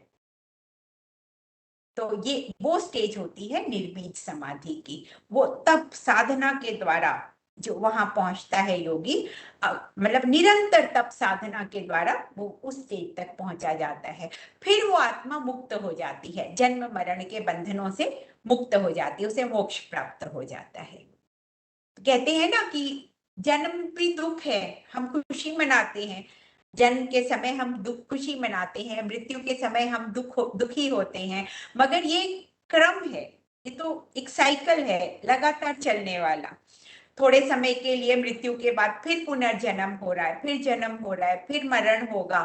कहते हैं ना your death starts with the birth, तो डेथ के बाद हर क्षण आप अपनी मृत्यु की तरफ ही बढ़ रहे हैं, कौन सा क्षण होगा मृत्यु का वो आप नहीं जानते हो, but every moment you are progressing towards your death. तो ये साइकिल है, ये तो चलता रहता है, एक के बाद एक चलता रहता है।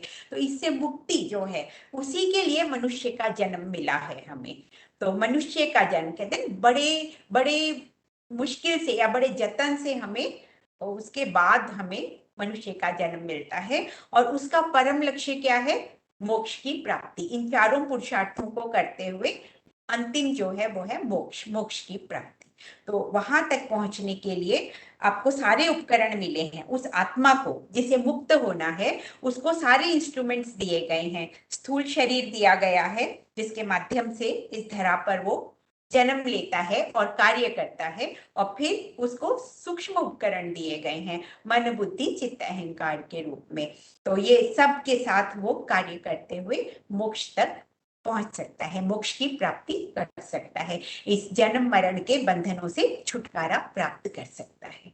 तो ये है उसका, ये पूरा, this is the philosophy of yoga.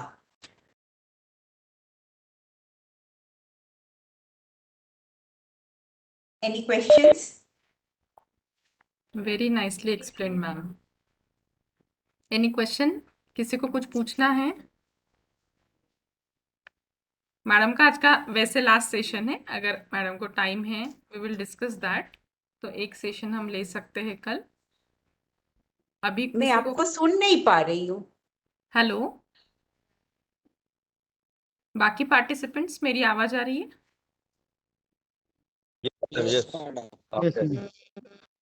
I can't hear you. I think मेरा ईयरफोन काम नहीं कर रहा। I'll just remove it.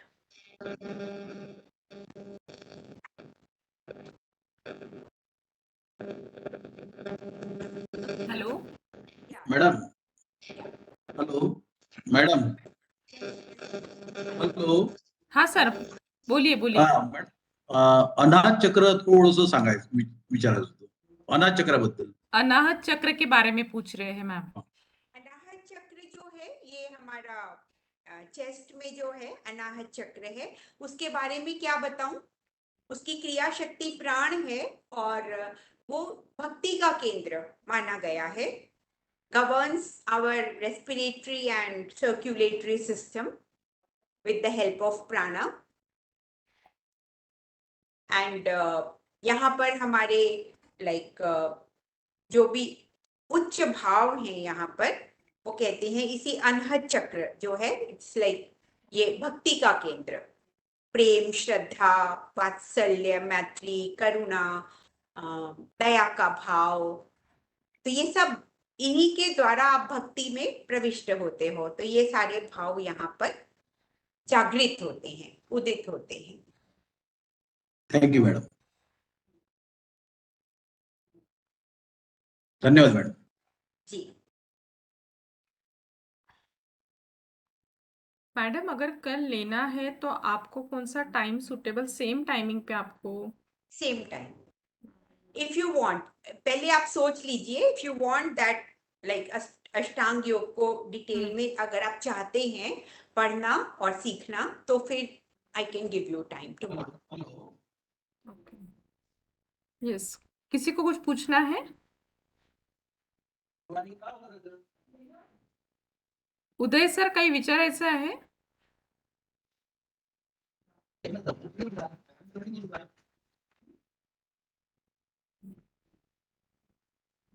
उनकी आवाज नहीं आ रही है। Anybody else?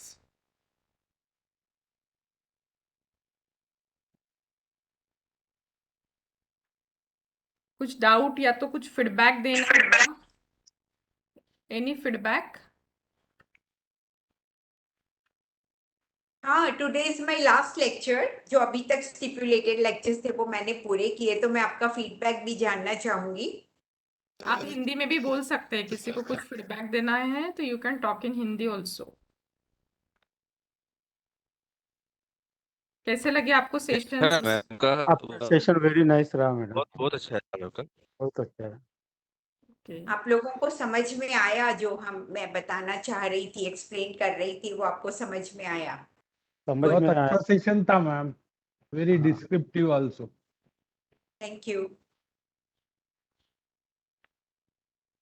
बहुत अच्छा था ma'am, thank you very much. Thank you so much. जी मैडम नमस्कार। नमस्कार जी। आपने जो इतना विस्तार से, ये कोई छोटी बहुत बड़ी बात है दर्शन शास्त्र, आपने बहुत अच्छी तरह से हमको समझाया, और इतने 4 लेक्चर में ये हो नहीं सकता है, हमको मालूम है, लेकिन हमको बहुत सारा कुछ इसमें कंसेप्ट क्लियर हुआ। मैडम धन्यवाद, आप सभी के वक्ता मैडम ने बुलाया और हमारा ज्ञान बढ़ा इससे, तो प्रीति आपका जी को बहुत बहुत धन्यवाद मैडम। सिलेक्शन उनका है। नहीं, धार्मिक मैडम का भी मैं बहुत बहुत धन्यवाद करता हूँ, आभार व्यक्त करता हूँ कि उन्होंने हमको ये सब जानकारी आपके माध्यम से हमको मिली, नहीं तो ये बहुत बड़ा विषय है। धन्यवाद कवि है, क्योंकि मैम आप सही में, मैं दिल से बोल रहा हूँ, आपने जितने भी वक्त बुलाए, मॉर्निंग सेशन हो या इवनिंग सेशन हो, बहुत ही बेस्ट स्पीकर है। बहुत बहुत धन्यवाद धार्मिक मैम आपका। ओके ओके, बहुत अच्छे। मैंने जो शुरू में ही कहा था ना फर्स्ट डे, कि प्रीति जी ने सिलेक्ट बहुत अच्छे करे, जेम्स सिलेक्ट करे हैं, तो यस मैम। आशा है आप भी मुझे उस कैटेगरी में रखेंगे। Of course ma'am, of course. आप ही ने मुझे, यस यस, आप ही ने तो मुझे ये सारी चीजें ऑर्गेनाइज करने में भी हेल्प करी है। मैंने आपको ही परेशान किया था when you was in US. I called you regarding while I am. नहीं थी, मैं नीदरलैंड थी, नीदरलैंड में थी, यस यस। तो आपने मुझे, जब मैं टाइम टेबल फ्रेम कर रही थी उस वक्त मैंने मैडम को कॉल किया था। मेरे बच्चे वहां रहते हैं। My son and daughter in law are in Amsterdam since last धार्मिक 5 मैडम से मेरी एक विनती है कि मैडम का पूरा एड्रेस और फोन नंबर सहित हमको थोड़ा सा यस यस, श्योर श्योर, यानी हम भी कई वर्कशॉप ऑर्गेनाइज करते हैं, तो मैडम को ऑनलाइन बुला सकते हैं। हाँ, हमारे कॉलेज में। मैडम मैं आपका नंबर शेयर किया तो चलेगा ना पार्टिसिपेंट्स के साथ? हाँ हाँ श्योर, व्हाई नॉट। ओके, बिल्कुल। Thank you madam. यस, या आपने पहले मुझे एक बार मतलब मोस्टली मेरी क्लासेस होती रहती हैं, तो थोड़ा सा अगर मैं एकदम जवाब ना दे पाऊं तो ऐसा मत समझिएगा कि I will not talk to you, तो ट्राई अगेन। अगर मैं डिक्लाइन कर भी देती हूँ तो maybe I am busy at that time. Madam इन मतलब बहुत सारे जगह पे जाते रहते हैं। अभी 2 दिन के बाद मैडम को फिर से 10 दिन के लिए जाना है, if I am not wrong. तो इसीलिए अपना ये जो शेड्यूल था मैंने उसी में बराबर प्लान किया था मैडम का सेशन। सो हाँ, नाउ 9 तक यहाँ हूँ, पर 9 यस को भी मुझे जाना है, लोकली कहीं जाना है, तो 8 तक मैं टाइम दिया है मैंने सबको। Yes ma'am. YCB की भी चल रही हैं क्लासेस, वो भी मैं कोशिश करूंगी 9th मॉर्निंग तक कंप्लीट करने की। Yes, ma'am. Ji. So, thank you all of you. I am now sum up all the 4 lectures delivered by respected Sunita ma'am. On the first day, she talked about Pancha Prana and importance of pranayama. Now on the second day, we have heard about Panch Mahabhutas and different types of mudras. उसमें से अभी वो सारी चीज़ें हमें समझने के लिए और याद करने के लिए थोड़ा टाइम लगेगा. Now yesterday we have seen Panchakosha. And today was the excellent session on Ashtachakra and corresponding body systems. So once again, I extend my heartfelt thanks to respected Sunita madam for all the 4 days sessions and on behalf of UGC HRDC Nagpur and from all the participants as well. Thank you so much, madam, once again. कितने participants हैं Preeti ji? Ma'am total 23 participants आते हैं. सब attend करते हैं पूरा? Yes yes yes Okay, ma'am good. Yes. Practical session में भी रहते हैं सारे और थियरी में भी रहते हैं. Very and these good. Are from all over the India ma'am. West Bengal से भी एक पार्टिसिपेंट है, Maharashtra, Madhya Pradesh, nearby Vidarbha, all across the country. Oh that's very good. ये मुझे नई जानकारी मिली. मुझे लग रहा था अराउंड नागपुर ही होंगे, नहीं मैम, आसपास के. इट अच्छा, इज ऑल ओवर इंडिया से. ऑल ओवर द इंडिया से. Okay, yes, that's very nice. Thank you so much madam मुझे वंस उससे अगेन. ऑल इंडिया रीच मिला है इसके Yes. माध्यम से. Thank you so much. Yes, we can end madam session. Sure. तो प्रार्थना के साथ ही समाप्त करूंगी. ओम पूर्णमदः पूर्णम इदं पूर्णात् पूर्णम् उदच्यते पूर्णस्य पूर्णम् आदाय पूर्णमेवावशिष्यते. सर्वे भवन्तु सुखिनः, सर्वे सन्तु निरामया, सर्वे भद्राणि पश्यन्तु, मा कश्चित् दुःखभाग् भवेत्. ओम शांति शांति शांति. आप सभी को मेरा प्रणाम. Namaste ma'am, thank you so much. Thank you, madam. Thank you all of you. Thank you, madam. Yeah, You are all welcome. thank you so much ma'am. Friends देखिए अभी अपने टाइम टेबल में 1 मिनट. हाँ, आप लोग meeting को leave मत करिए.